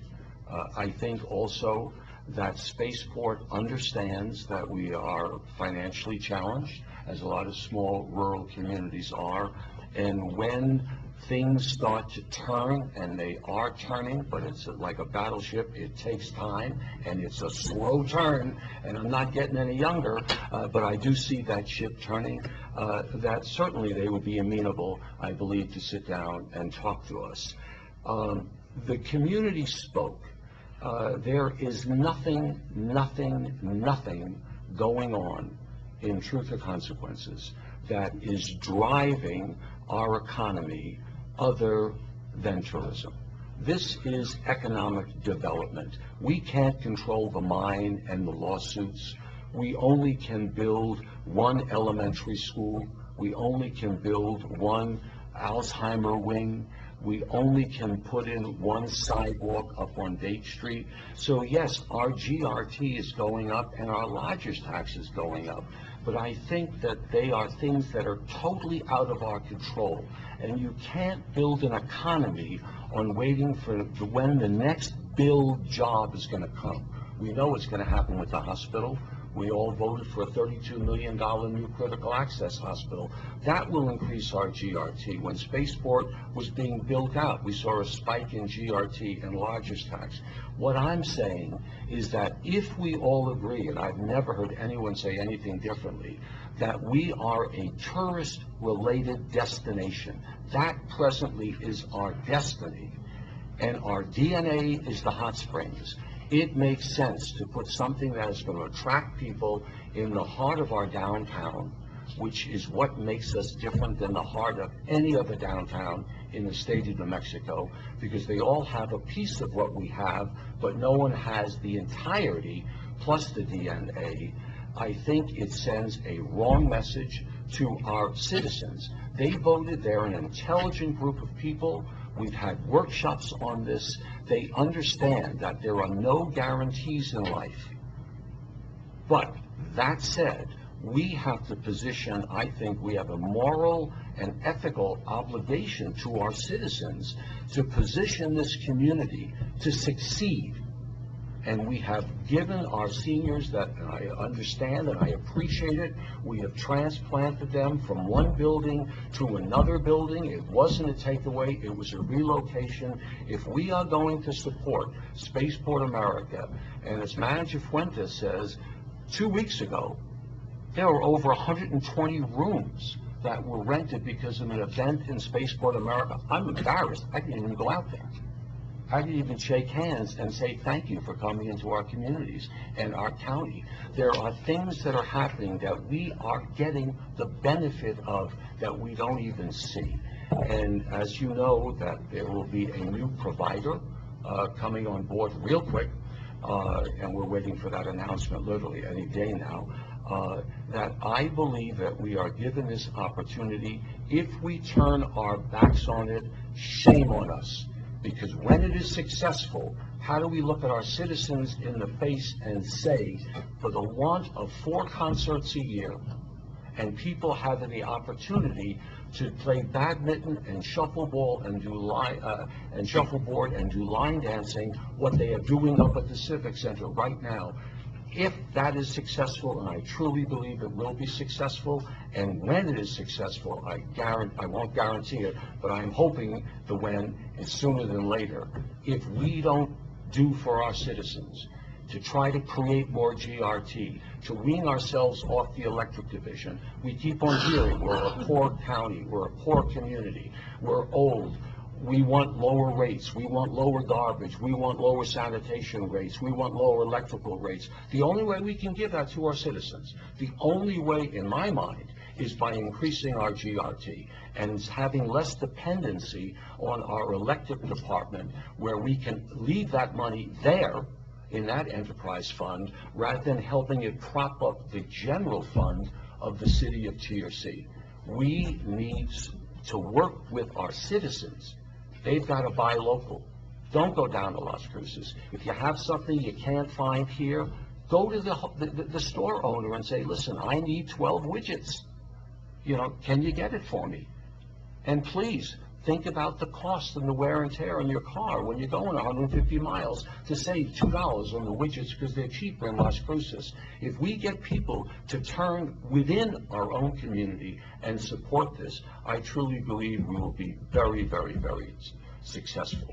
I think it sends the wrong message. I think it's absolutely a vote for chaos to have this, once again, brought up to the public. And that's just my opinion. I hope you don't think I'm lecturing. I just feel, let's get on with this. Let's do this thing.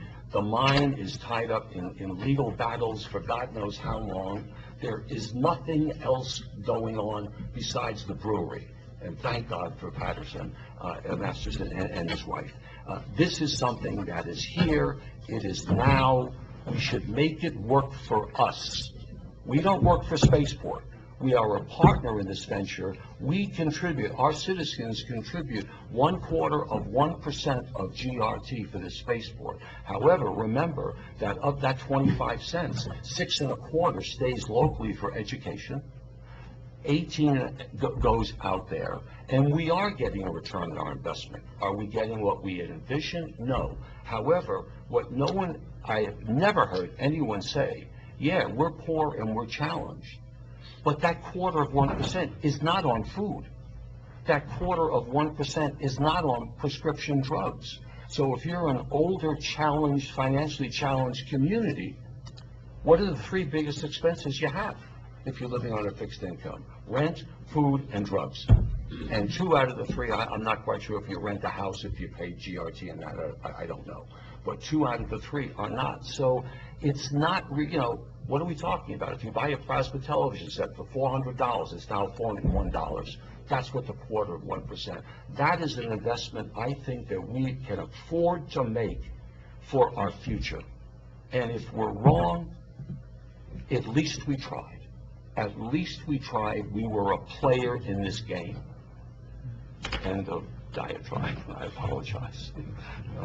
Is there any other comments or thoughts from any other commissioner? Seeing none, then I beg your pardon.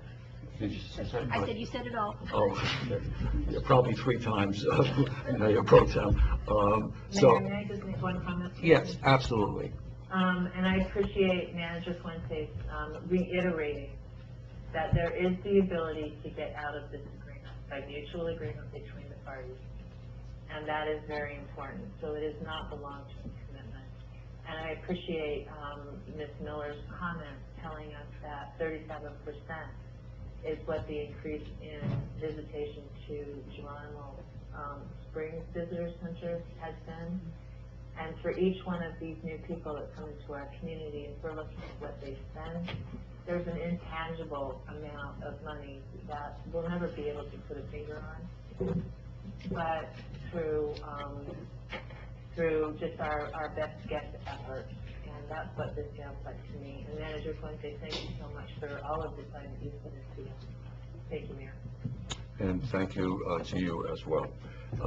So with that said, if there are any other comments, suggestions, I will stand for a motion.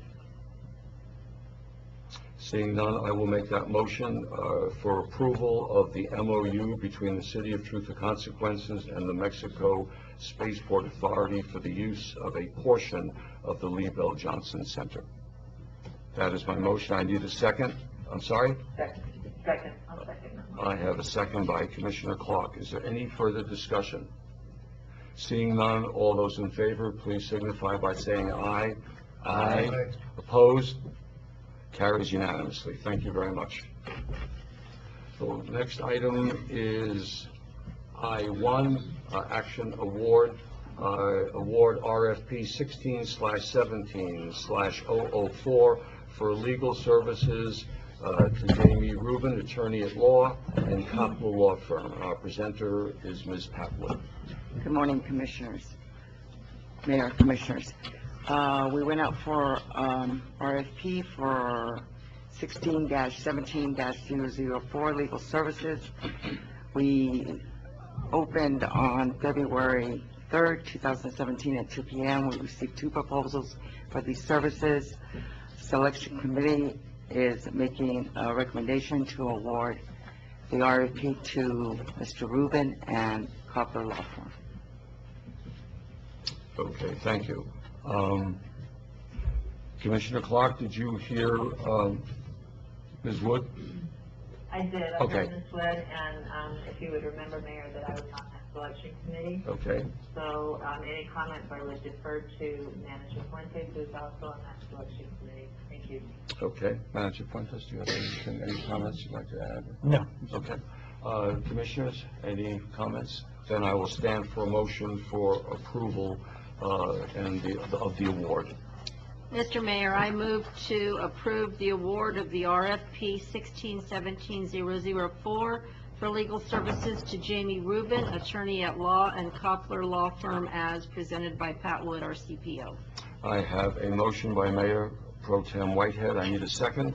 I'll second. I have a second by Commissioner Frankel. Is there any further discussion? Seeing none, all those in favor, please signify by saying aye. Aye. Opposed? Carries unanimously. Mayor, you Yeah. see it known that I Oh, I beg your pardon. We have 4 yes and 1 abstention. Yeah, 1 abstention. And 1 abstention. Thank you for that clarification, Commissioner Clark. Thank you, Ms. Wood. And if you might excuse me now, so I can get to my appointment. Absolutely, and thank you. Thank you again for remodeling. Well, can you hang on for 1 second? I think Mr. Jay wants to say something. Thank you, Commission, and I want to let you know I'm enjoying the opportunity to come back. It's going to be very exciting. Just a question, I wasn't sure about the time frame. What will happen next? Would it be a contract we have to bring back to the Commission, or what do we have to do at this point? I would say, Jay, I would say after this, we'll certainly be getting with the finance and Pat, and we'll be working on that. Okay, so, thank you, Rich. I'm going to excuse myself, so have a good rest of the day. Thank you. Thank you. Jay? Yes. Oh, yes, yes. I walk over to each one. Well, Thank you, Commissioner Clark. thank you. Thank you, Mayor. Travel safely. Talk soon. Thank you Okay, very much. you're welcome. Bye-bye. It's nice to have Jay back. It's nice to continue with the Coppola Law Firm. And I guess it's a good thing we give you business, but sorry that we have to give you so much business. I'd like to keep some of the money here in the budget. But thank you for all the guidance that you have given Manager Fuentes and the commission. I know some of the commissioners on some of the little pet projects that they have been working on have gotten the permission to reach out to our law firm for a little bit more information and bring that information back to the commission. And so thank you for making your firm available to us almost on 24/7. So we appreciate it. Thank you, sir. Okay, the next item is G1, discussion action resolution number 2616/17 budget adjustment, and our presenter is Melissa Flores, the Finance Director.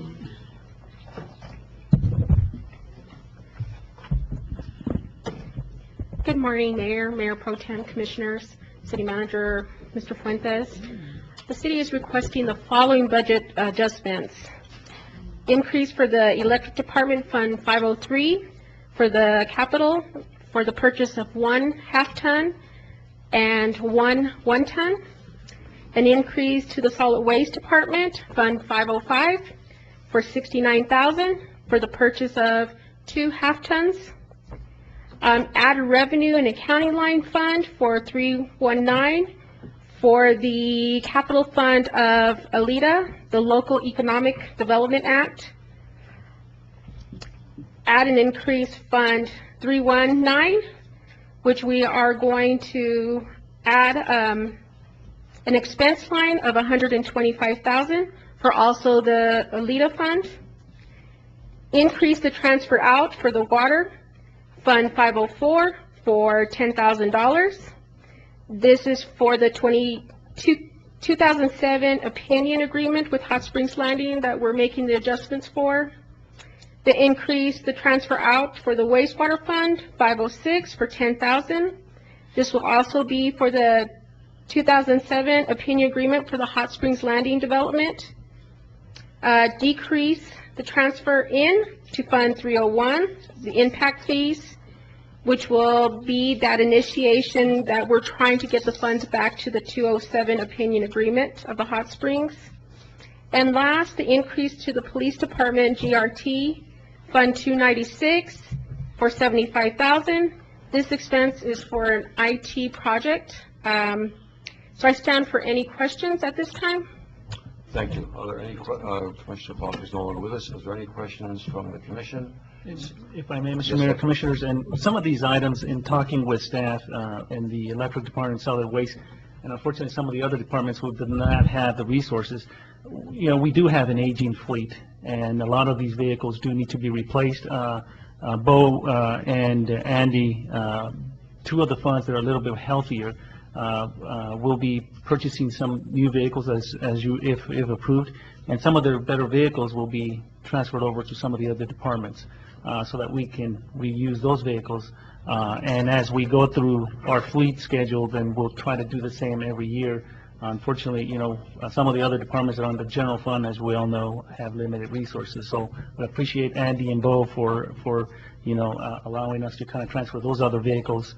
And just on the clarification on the some of the transfers out in regards to the option agreement, that was for the Hot Springs Land Development. The first deposit was made in error, and that's why we're transferring the money back.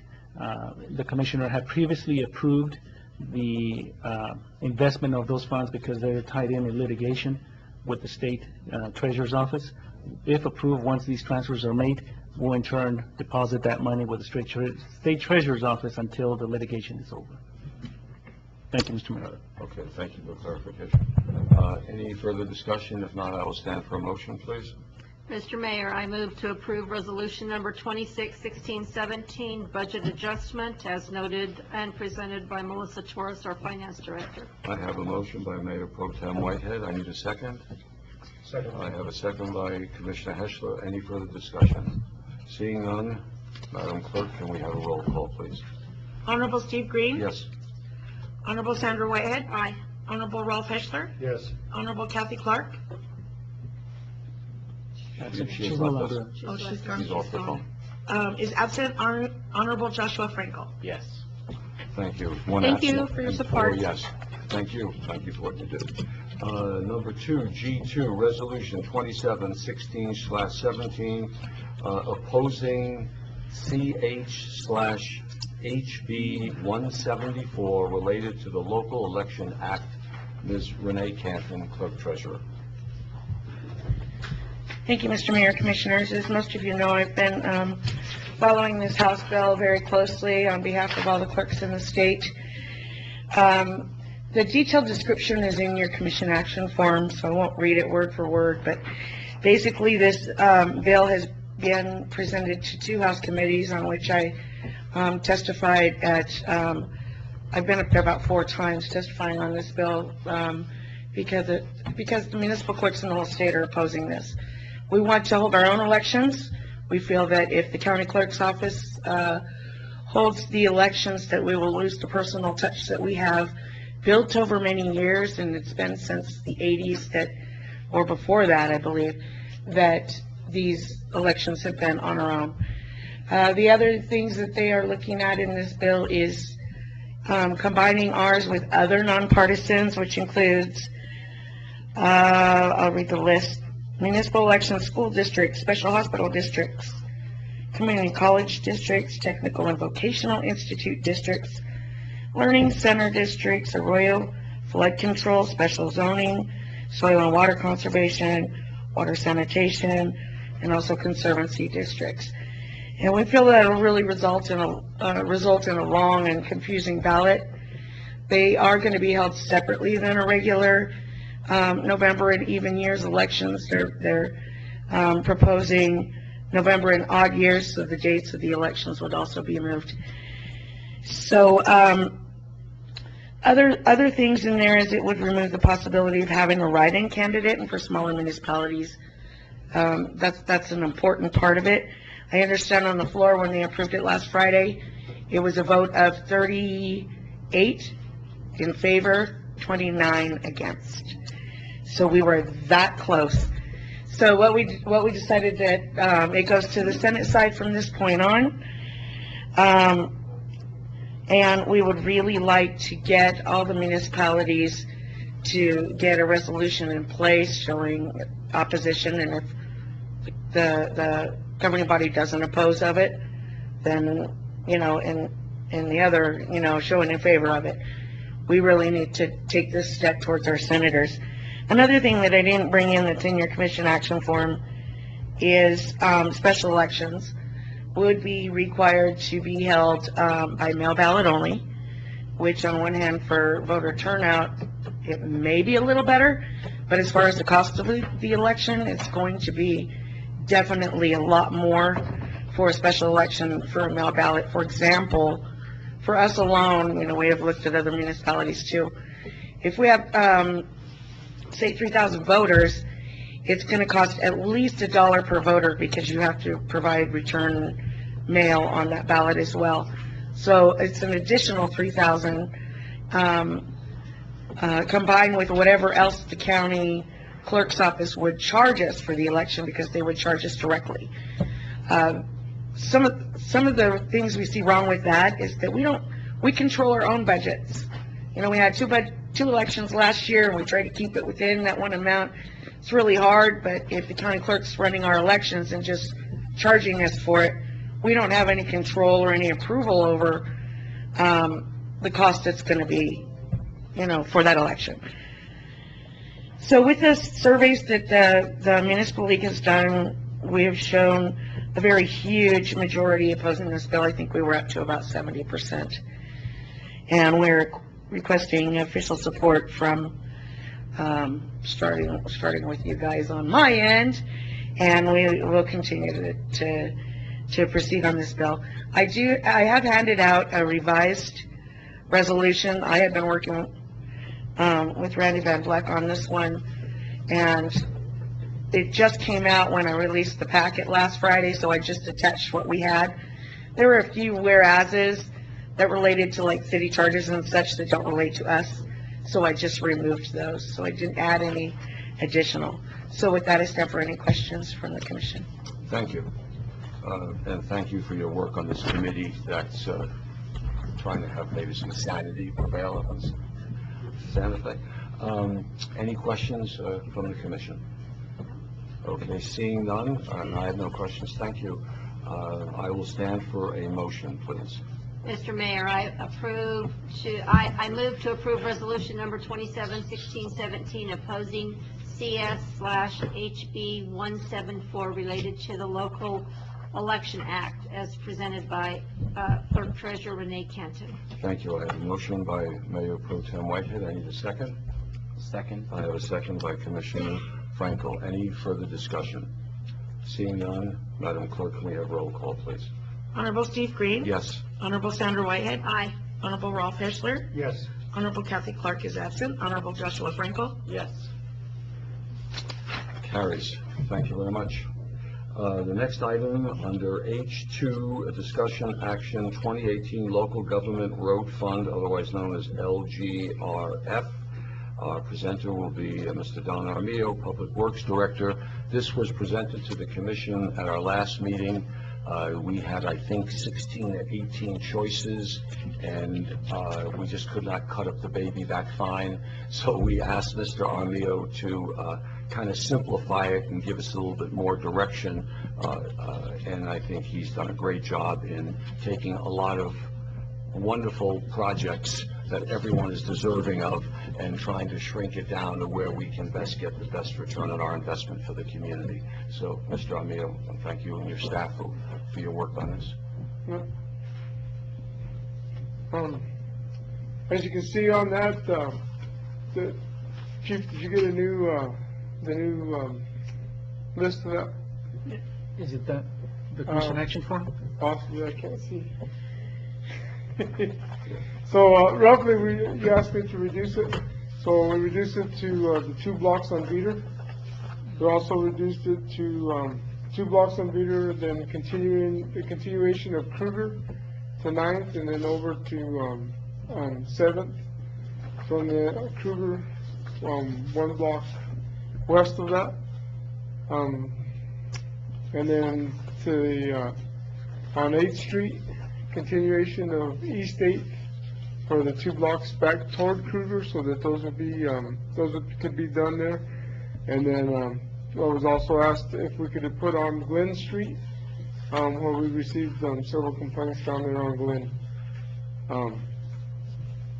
So we've just revised those and went through. Like I said, once again, just remind you, that depending on what the state gives us will depend on how much money we get.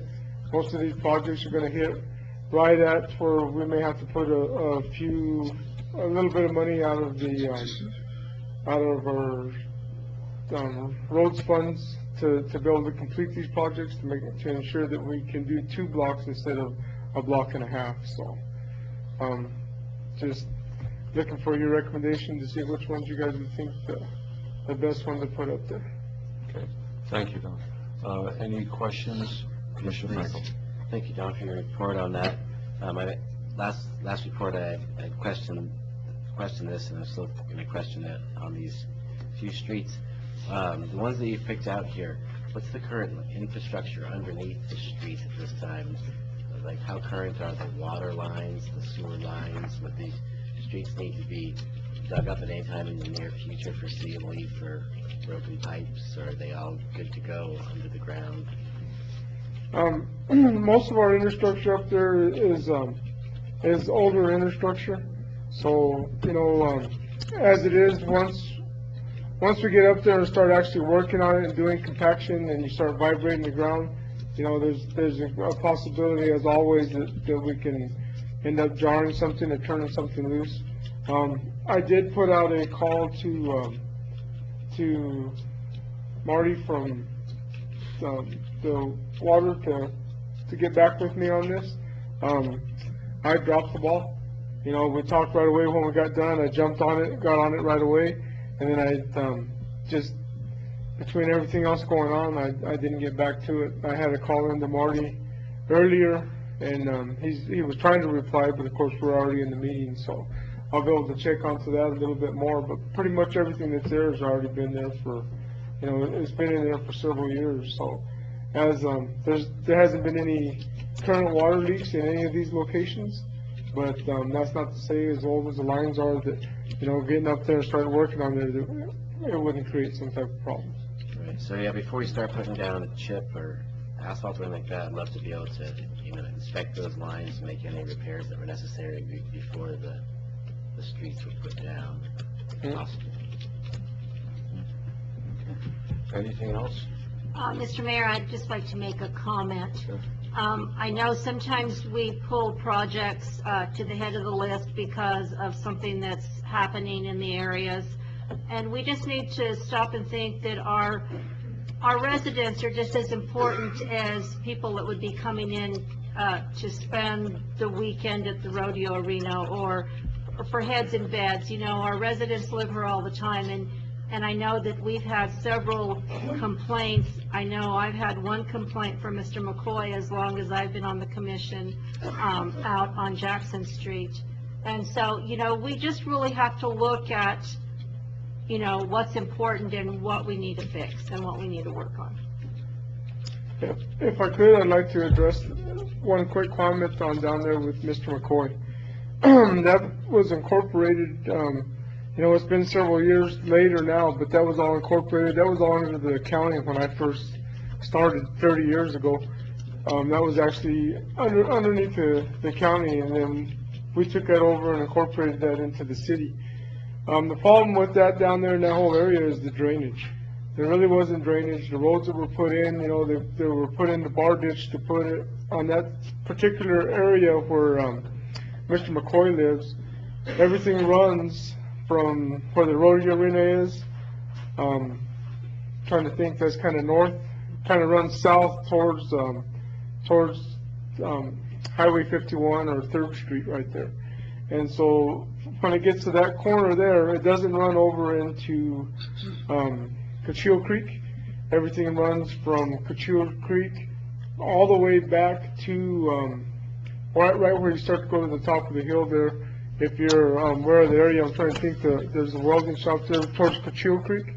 Everything runs across there. So basically anything that runs in that area just runs across those properties, and there's really no drainage other than to run in the streets and do that kind of thing. So just for your information, just be aware that if we do something there and we do put some type of asphalt down or something in that area, that basically the water is going to have to drain in the streets and put in there, because that's where the drainage is now, and there's no way to change that around. In the past, the Floyd Commission has looked at actually tapping into the and doing some type of drainage and making it go into the Cochille Creek area.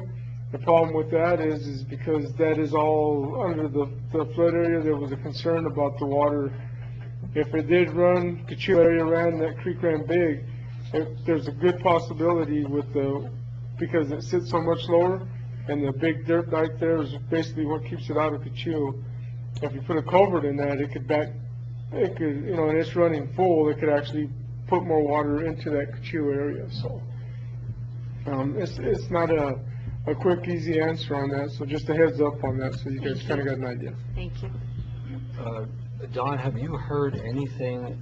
Is the governor looking at your conversations with NMDOT?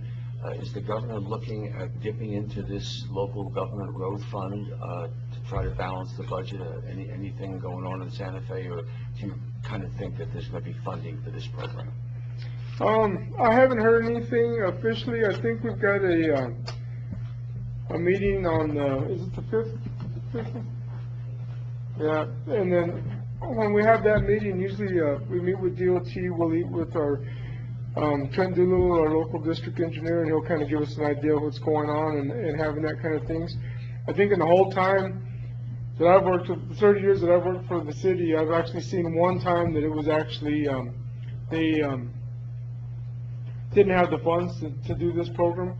And basically what they did for that time is they just asked us for that year not to do anything with the LGRF, and then they gave us an extension to the next year, and so we were still able to use those monies and stuff. So. Okay, thank you. Any questions, comments?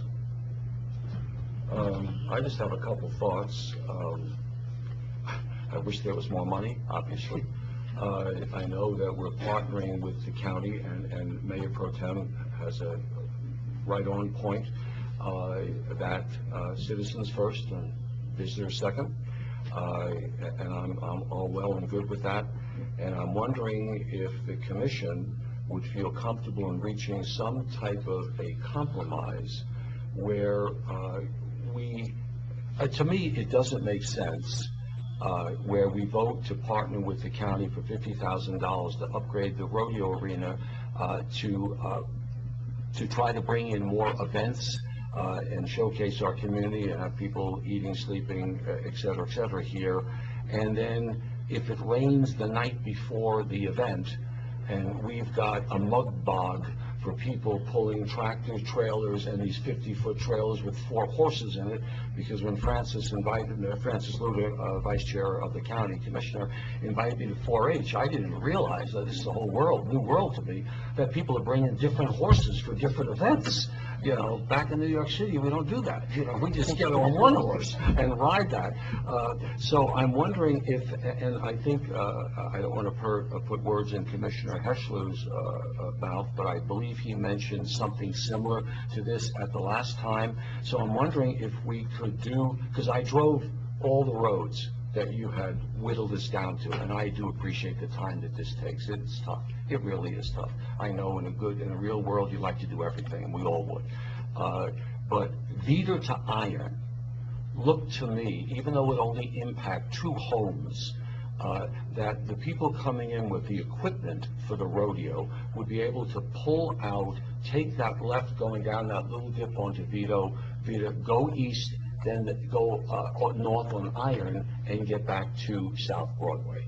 And I'm wondering if we might want to entertain that, and then some other block that would impact the most citizens, the most number of houses, or something that is so heavily trafficked that it really is a safety issue in inclement weather for our citizens, because the tourists are not going to go on the back roads. They're not driving those roads, but our citizens are. And so does anyone have any thoughts on that? I mean, is this am I going in the right direction, the wrong direction? You know, I drove Glenn, by the way, and I'm not pushing Glenn. Mr. McCoy did call me, and full disclosure, I did meet with him for a cup of coffee. But more important, I drove that road, and it is nasty. I wouldn't want to buy a house, or I wouldn't want to live on that road. But I'm hearing from you, and correct me if I'm wrong, even if we were to scrape, level it, pave it, chip seal it, forget about the gutters and everything else, there's no money for that. What's going to happen with the water when it rains? Where does that water go? It's not going to go into the ground, because we've got a kind of a seal on the road. So where is it? Where does the water go? That water will run all the way down to the corner of, right there at the intersection of Glen and Rody Rena Road. Okay. Because it's going to run, from there it's going to run back west. So it'll run to that corner. From there it'll cross the road right at that corner. And go on the other side of the and go on the other side right there. Let me see. It'll go, if Rody Arena's north, it'll go from north, it'll cross south, across like that. And it'll continue on that side of the road down till it hits a culvert down at the corner of 51 and Rody Arena Road. Yeah. Mr. Mayor, just one clarification. I know that when I talked about Mr. McCoy, I mentioned Jackson Street, but it's Glen Street. Because I've been looking in that area too, and I've had other calls regarding all of those streets, so. Okay. So I apologize. No, I just thought there was, we could have 2 Mr. McCoys living in New York City. We're going to take all the McCoys we can get, and we'll get the Hatfields. That's correct. And stand back. All right, so, any ideas, any suggestions? I don't want to spend all afternoon on this. It's a small amount of money. We're investing. Go ahead. I think, Mr. Mayor, I just think that we should probably go by what Don's recommendation would be. He does the work, he gets out there, and so give us your ideas and your thoughts, and then we can go from there. Again, it all depends on our money situation and what money we have available, so. And the idea that the mayor had come up here with, doing part of Veder and doing one of those other blocks, that would work. Traditionally, when we originally started doing these blocks, we'd always just, if we had money to do 2 blocks, we'd do 2 blocks on, kind of split the town up into 4 sections and did 2 here and 2 over there and 2 over there, so that, we kind of spread the money out through town, I know that when we did Fold Street, that one actually took us about 5 years to be able to, with LGR monies, to be able to do from the bottom of Foch and Main all the way up to the golf course. So, but yeah, that wouldn't be a problem if you guys wanted to do, suggest one block like that, and then another block that's got some heavy traffic to continue. Remember, on Kruger, we'll be going all the way to the end there. 7th Street, stays pretty heavy with traffic and those homes, that housing projects right there on that thing. And then, of course, eventually, 8th Street, there's, right where it starts, if you start at 8th Street from where it's paved, and then continue east, then from right there in that area, that contains quite a bit of water and runoff and dust in that area, and so that's pretty heavily trafficked. There's quite a few people that go all the way up to 8th, all the way down to the corner of Kruger, and then down Kruger and back out that road too. So, so any of those blocks from there, if you wanted to choose one of those blocks, and then there may be the possibility that we can look and do something with the Chips Hill Road down at Glen Street with what's left over. We can do a little bit. We may not be able to do the whole block because basically, if I remember the footage right on that and the thing, we're probably looking about $67,000 just to do that block of Glen because, we talk a block, but in actuality, it's like I said, 650 feet long versus most of our blocks are 350 feet per block. So I can make arrangements to do something like that. And just for your information too, that if we do any new construction, curb and gutter, sidewalk, put asphalt down or any type of asphalt, then we have to put ADA and make it ADA compliant. If we do anything with the chip seal on it, it's not required under the law to have to do anything with ADA at that time. Okay, so what I may be hearing is, and I don't want to put any words in anyone's mouth, but what I think I'm hearing is Vita to iron, to be determined, and then if anything is left over, we'll try to do something at Glen to relieve that big ponding that happens as you going towards the rodeo and you turn right off of Rodeo Arena Road to Glen. Right there is where, I had the dog and the wife in the car to take a look at it. I wouldn't even turn on, I wouldn't make the turn. It was standing water, you don't know how deep it is, and you could just see it was going to sink into the car was just going to sink, was going to sink into the road. So I like your attitude on trying to spread those dollars to make as many people smile as possible, and I appreciate that. So, That's what I have on my notes, Mayor. I'm sorry, so... That's what I have on my notes. I was from looking, I promise. Would someone like to come up with the middle part of the puzzle then?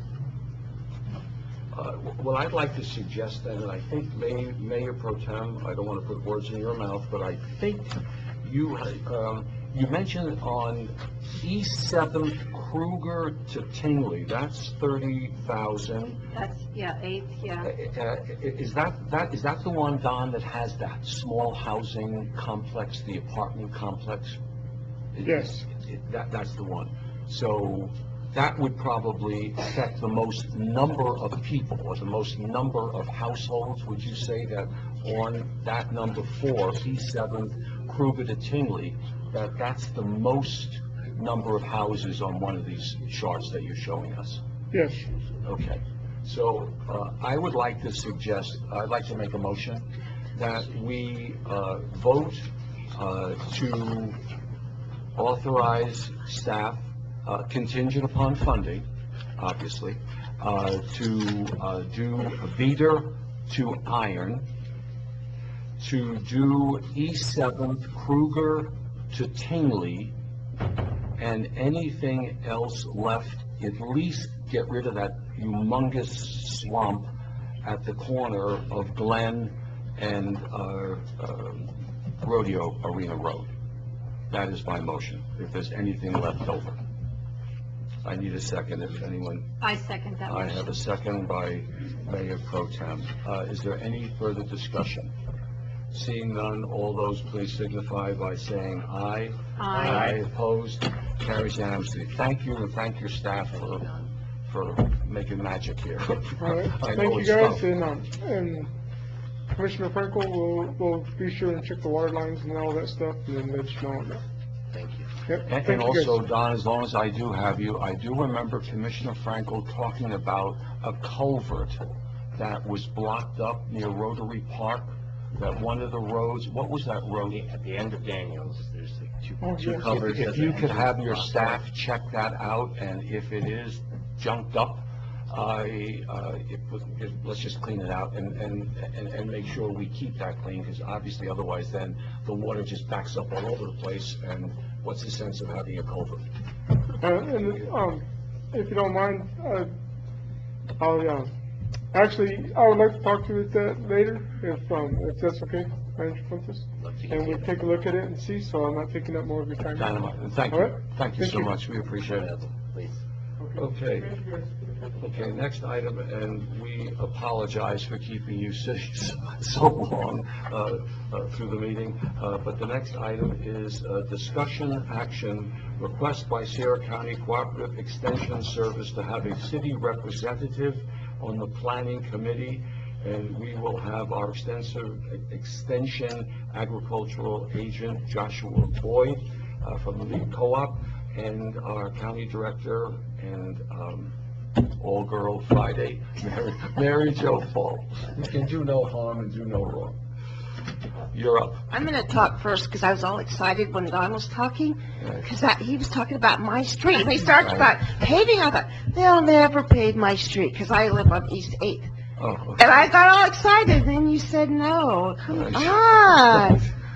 I was sad. So I am Mary Jo Fall. For all of you that don't know me, I am recently retired from the Conservation District. So now my role, I serve as the Secretary Treasurer for the Jornada Resource Conservation and Development Council. That's a nonprofit organization which the city is a member of. And Joshua Boyd, who is our new cooperative extension agent, Dee Ware had left about a year and a half ago. And so he's the new agent, and he has this proposal he'd like to bring to you, and I just wanted to come because you guys miss seeing me at city commission meetings, I'm sure. You are always welcome. Joshua. Thank you, Mayor and Commissioners, for having me today. My projected project is adjacent to the current fairgrounds. What I'm looking at doing is building and implementing a facility for our youth. And this youth is going to be a research center that will be able to house animals for our urban kids to show in those project areas in the 4-H and FFA organizations. Pardon me, I just got in on flight surprise 30 this morning. That will house animals, excuse me, and in conjunction with the research facilities there for the youth, it'll also house what they call a hoop house greenhouse and a small orchard. In this project, it'll actually have a show arena in the diameter of the facilities, and this will be for research and show potential for those kids. And thank you so much.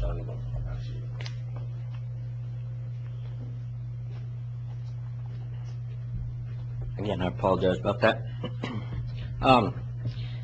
Basically, the arena area is a show educational area, and this area will be, it'll in-house laboratories and, therapeutic areas, for, I'm a big horse component, so I'm going to throw that in there. So, therapeutic riding and positive youth development within those realms. Mary Jo and RC&D have agreed to help with acquiring funding. There was prior to me coming on, this project was already in infant stages. Excuse me.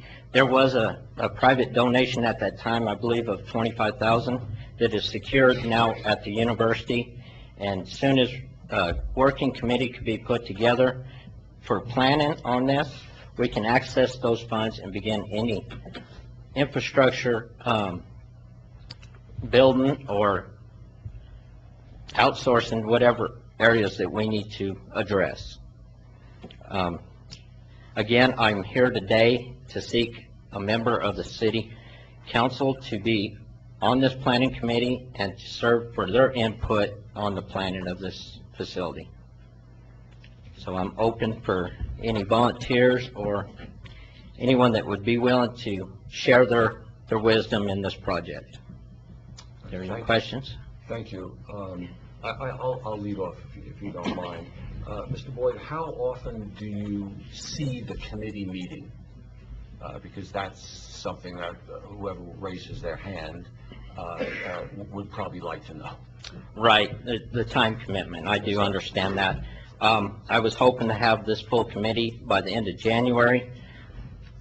Due to my travel and my job perspective, I've been gone the entire month of February to different trainings for emergency management, for food practices. So I wasn't able to acquire that committee by the end of January. I was hoping to have a meeting by mid-February. So I'm looking at trying to have a meeting and have the committee put together with a meeting at the end of March. And there would be monthly meetings? Well, that would be determined on the process. You know, it could be all determined within one meeting. I say that freely. Or it can be, you know, bi-monthly. I don't think it would be a direct, have to be monthly basis on that committee meeting. Just for my I'm own... going to jump in here and say something. The committee, what Joshua's hoping to do is, he wants to have a diverse group on this committee to help look at the building, so you got a schematic of what they're proposing, and it's where the location is. And what he really wants to do with this planning committee is just get some ideas from the city and the county, and also organizations like the tourism board, I just knew who that was just a minute ago, some other board, Bountiful Alliance, that's what it was. Because he wants to look at, with the Hoop House, you know, how can we work using that, but also not taking away from the community garden, and how can we enhance everybody's project so that we're not doing something at this facility that can enhance the work you're doing at the arena. So once the planning committee, we just brainstorm and get those ideas, then I believe what Joshua wants to do is then there would be a real board with Joshua and also the BOAG instructor, because the instructor, they'll be the two main leaders of that. And then the fair board won't be running this facility.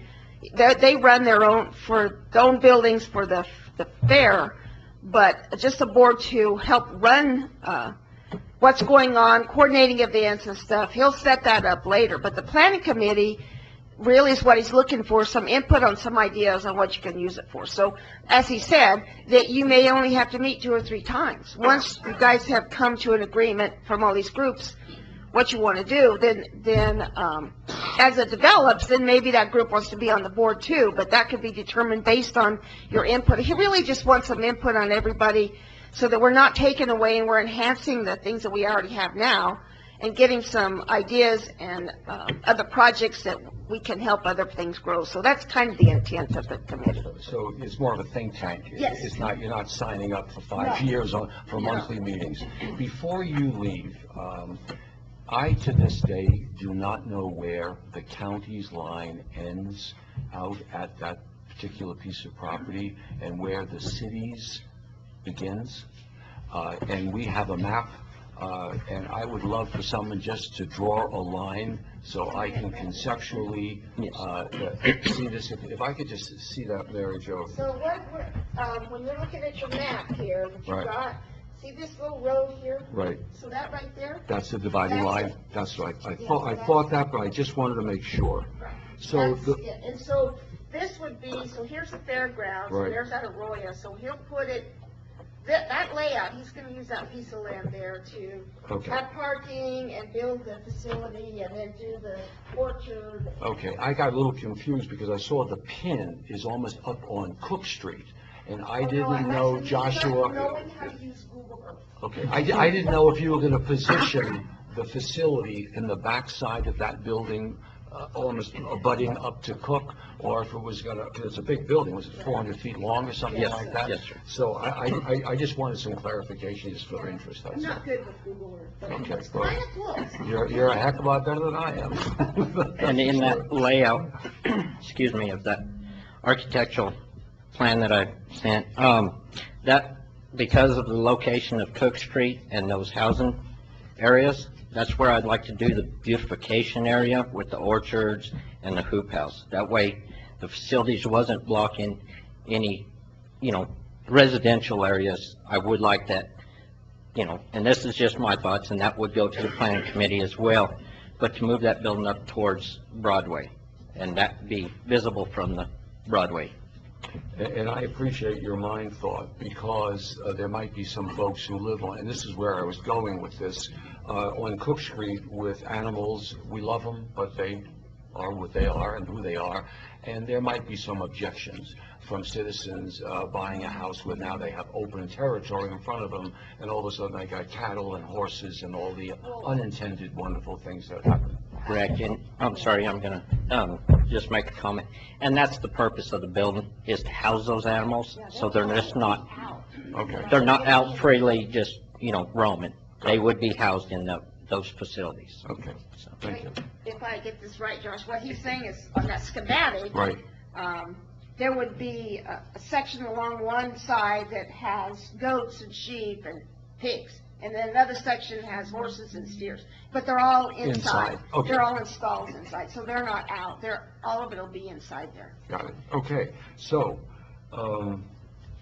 we all know what the project is, and we thank you for flushing it out. I am hearing that it is basically a think tank to get a project with some sense of focus and direction to move forward. So is there anyone on the commission who would like to volunteer for this particular board and to be on the ground floor of planning and to have that on your resume? I would volunteer. Thank you. We I have don't a, know anything about farming, but. that's okay. But That's you, okay. but That's you, fine. but You you've can been, teach me. Well, thank you. also, and I appreciate that, because, as we all know, Mayor Pro Tem has been with the county for decades, literally, in many different, what's that? But I'm a baby boomer. Remember that. But I got to speak the truth, and so I think she will bring a great dynamic to the planning. So thank you very much for that, Madam Manager. Thank you. Do we need a motion for that? Is that just? Yes, I believe it's scheduled for Okay, so action, it's discussion action, so I would like to recognize and make a motion that the city's representative to the planning phase of the Extension Center's Service Planning Committee for this project be Mayor Pro Tem Whitehead. I have a second, as my motion, I have a second by Commissioner Frankel. Any further discussion? Seeing none, all those in favor, please signify by saying aye. Aye. Opposed? Thank you very much. Appreciate it. Thank you, and good luck with the project. Mayor Pro Tem, I just want to make one comment. You said you had no background in agriculture. That's my job as an extension outreach, is to educate and to provide that service for our community. Thank you. Appreciate that. Thank you. You're welcome. Excellent. Okay, now we are at public comment. If anyone wants to address the commission, please state your name. Remember, it's a 3-minute time limit, and if you want something to be part of the official record, please put it in the black box next to the microphone. Anyone wanted to speak? Going once, going twice? Okay.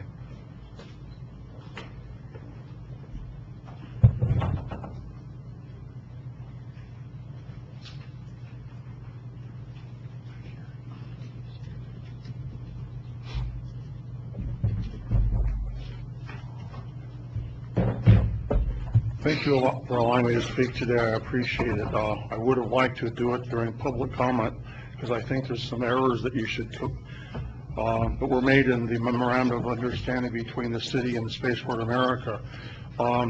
And I really want to commend you for looking into the cost. That suggestion that you made about having a vote, Josh, I think that's really should happen. There is not 1 meter, but there are 2 meters in that building.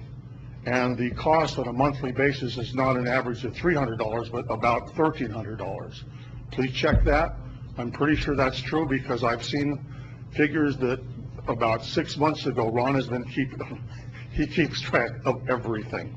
So just look at it. There are 2 meters, not one. Cost is $1,300, and that should have made a big difference in the way you all voted and the way you all had it worded in here. The other big, I think, mistake is you're allowing the memorandum to be effective, to be terminated by the Spaceport Authority on their own or by mutual agreement. But the city can't say, hey, you know what, we need it for something else. Or, you know what, the city voted on it and you can't use it for that. So the wording, whoever is writing your contracts, you're supposed to fight for the city, not for the contractor. The contractor defends themselves. Okay? I mean, it's a huge difference. And you should be fair. I don't mean to say that you should try to screw the contractor in the least, but you certainly should protect the city. Now, the audit that was done, completed regarding the city by the State Auditor's Office found 3 things, and it said that, this is on the Lee Bell Johnson Center, the city did not obtain an appraisal from a certified appraiser. The city did not determine whether the property was valued at $25,000 or more, and the city did not publish an ordinance of its intention to lease the property. I think we're doing the same problem here. That is, we are not following 354.1. I guess it really doesn't matter when I talk now or at the beginning of the meeting, because you all just don't seem to care about that. But I think it's important. And obviously the audit did too, because you were found culpable of that. You're sole sourcing this now again with one entity. That's not a good thing to do. You have another committee of the Convention Entertainment Board is supposed to take precedence in designing what goes on at the Civic Center. Please read what that ordinance says. I brought it up several times to you. The ordinance is on the books. You all are ignoring it. The Convention and Entertainment Board. Thank you. Thank you. Anyone else like to address the commission? I have a public comment from a citizen. The brewery wanted to make a comment. They couldn't be here today. Sure, read it in. Sure, absolutely. This will be from John Masterson from the Truth and Consequences Brewing Company. It's going to be having to do with George Lee's presentation that he made. The owners of Truth and Consequences Brewing Company would like to express our support and commitment to partner with the Sierra County DWI program to help ensure that everyone gets home safely every time. If there is anything we can do to support or promote a Sober Ride Home program or community shuttle service, please let us know. Thank you. John Masterson, Truth or Consequences. Excellent. Thank you. Text them back and say thank you. Anyone else? Okay, then we will move on to our last item, which will be reports. City Manager. Thank you, Mr. Mayor. Commissioners, just real briefly, Melissa and I will be working on a budget schedule for the next 2 months. The preliminary budget will require approval either the first part or second meeting in May. Also, just to kind of, we've heard a lot about these projects and people requesting certain items. Again, the budget is a very important tool because that is the roadmap of what we can do and what resources we allocate our staff. And sometimes, during the course of the fiscal year, new things come up, but a lot of times the resources are not allocated for staff to properly perform those jobs and duties. So definitely, as we go into this budget cycle, let's keep in mind all of the needs that communities have requested, because that's a lot of time that's the time to really budget those items. The rodeo arena work has commenced. Don and staff are doing an excellent job out there. The ball fields, the scoreboards have been installed, and we are looking hopefully at about early April ceremony with the Little League and the folks who are participating in setting up the Little League field. And so we'll certainly send out an invitation to all the commissioners for a celebration. Thank you, Mr. Mayor. Okay, thank you. Any questions for Manager? Okay, Mayor Pro Tem? Yes, thank you, Mayor. Yesterday evening, we held a public forum from 4 to 6 p.m. at the Civic Center. We had a little good turnout. We had a lot of great questions and ideas, and I would like to thank everybody that participated and the commission as well. Thank you. Mr. Ashley. Thank you, Mayor. Yes, I just passed out the new evaluation forms for Manager Fuentes. The timing of this is going to be as follows, with your approval, of course. Manager Fuentes will not be available next meeting, from what I understand. And since that's the case, then we're going to move the timeline for, and I'm going to ask for an executive session for 2 meetings from now, which will be regarding personnel matters, at which time Manager Fuentes and the board can interact during that executive session. And then 2 weeks after that, I would like to have a second executive session, basically where we will present Manager Fuentes with a completed evaluation form. So there's 2 executive sessions in a row. I don't want the public to be alarmed or to be concerned if there's any issues. It's just the way that we'll have to do these things in order to present Manager Fuentes with his evaluation itself. So that's kind of the timeline. So I'll stand for any questions, or? So, Commissioner Heschler, am I correct then that the first we would go in would be at the meeting, the second meeting in March? Yes, sir. And then we would come back finally to finalize this, the first meeting in April? Yes, sir. Okay. And if I would, you don't have to complete this now, but before we have that meeting with Manager Fuentes, you can start filling out your evaluation forms if you would like to, if you have taken notes over the year or you want to go back over your minutes. I would expect we'll have additional information when Manager Fuentes is able to present to us during the executive session, and then we can complete the forms. And then hopefully before the following meeting, you'll have given that information to me so that I can compile your information on a finished evaluation form. It is an interim evaluation. It is not the final one for the year, so it does not have to be as comprehensive as I would expect that if we did it in October, so it can be a little shorter, but certainly we want to give that direction that we feel that we want Manager Fuentes to go over the next 6 months, and we want to evaluate where he's been over the last 6 months, so we can have a change in trajectory. We can do that, or if we want to give him thanks and things of that nature, we can do that also. But it'll be an important step on the way to his yearly evaluation. Okay, and thank you again for taking the lead on that. I see you have 2 copies, so one will go in Commissioner Clark's mailbox down at City Hall. Excellent. Okay, I just want to address a couple things. Aldone, and if I misspoke, it was certainly not my intention, but I do remember about 2.5 years ago, and maybe I heard wrong, or maybe things have changed. But to the best of my knowledge, I believe I heard there was 1 meter on LaBelle Johnson, and to the best of my knowledge also, I believe I took a look at some utility bills. And maybe I didn't have my glasses on, and maybe I read it wrong. No cross conversation. But I am responding to you because I appreciate your effort and energy that you put in. But I will double check that. Number one, and number 2 is to the point that we had 2 hours of public comment last night, and I think we heard a lot of really good things, and actually something that's coming out of this I would like to put on the agenda for the next time is, you remember we asked whoever was doing the relocation packages to drop a relocation package off at City Hall and for us to take a look at it? I would like that to be a discussion in public. I appreciate what the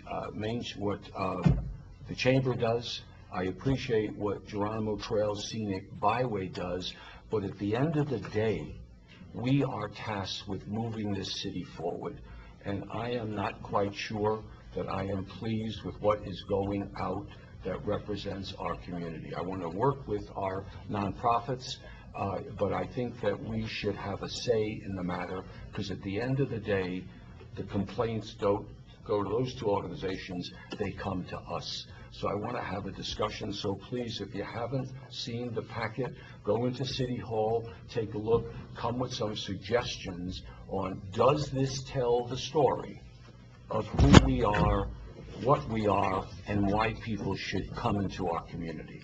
And if it doesn't, then let's change that packet and let's make that information, let's get the right information out there and let it work for the community at large. And that's basically the end of my report. I thank you all, and can I have I have no report today. I'm sorry. I thought you had something before. Read my mind. Yeah. Motion for adjournment. Motion to adjourn. Second.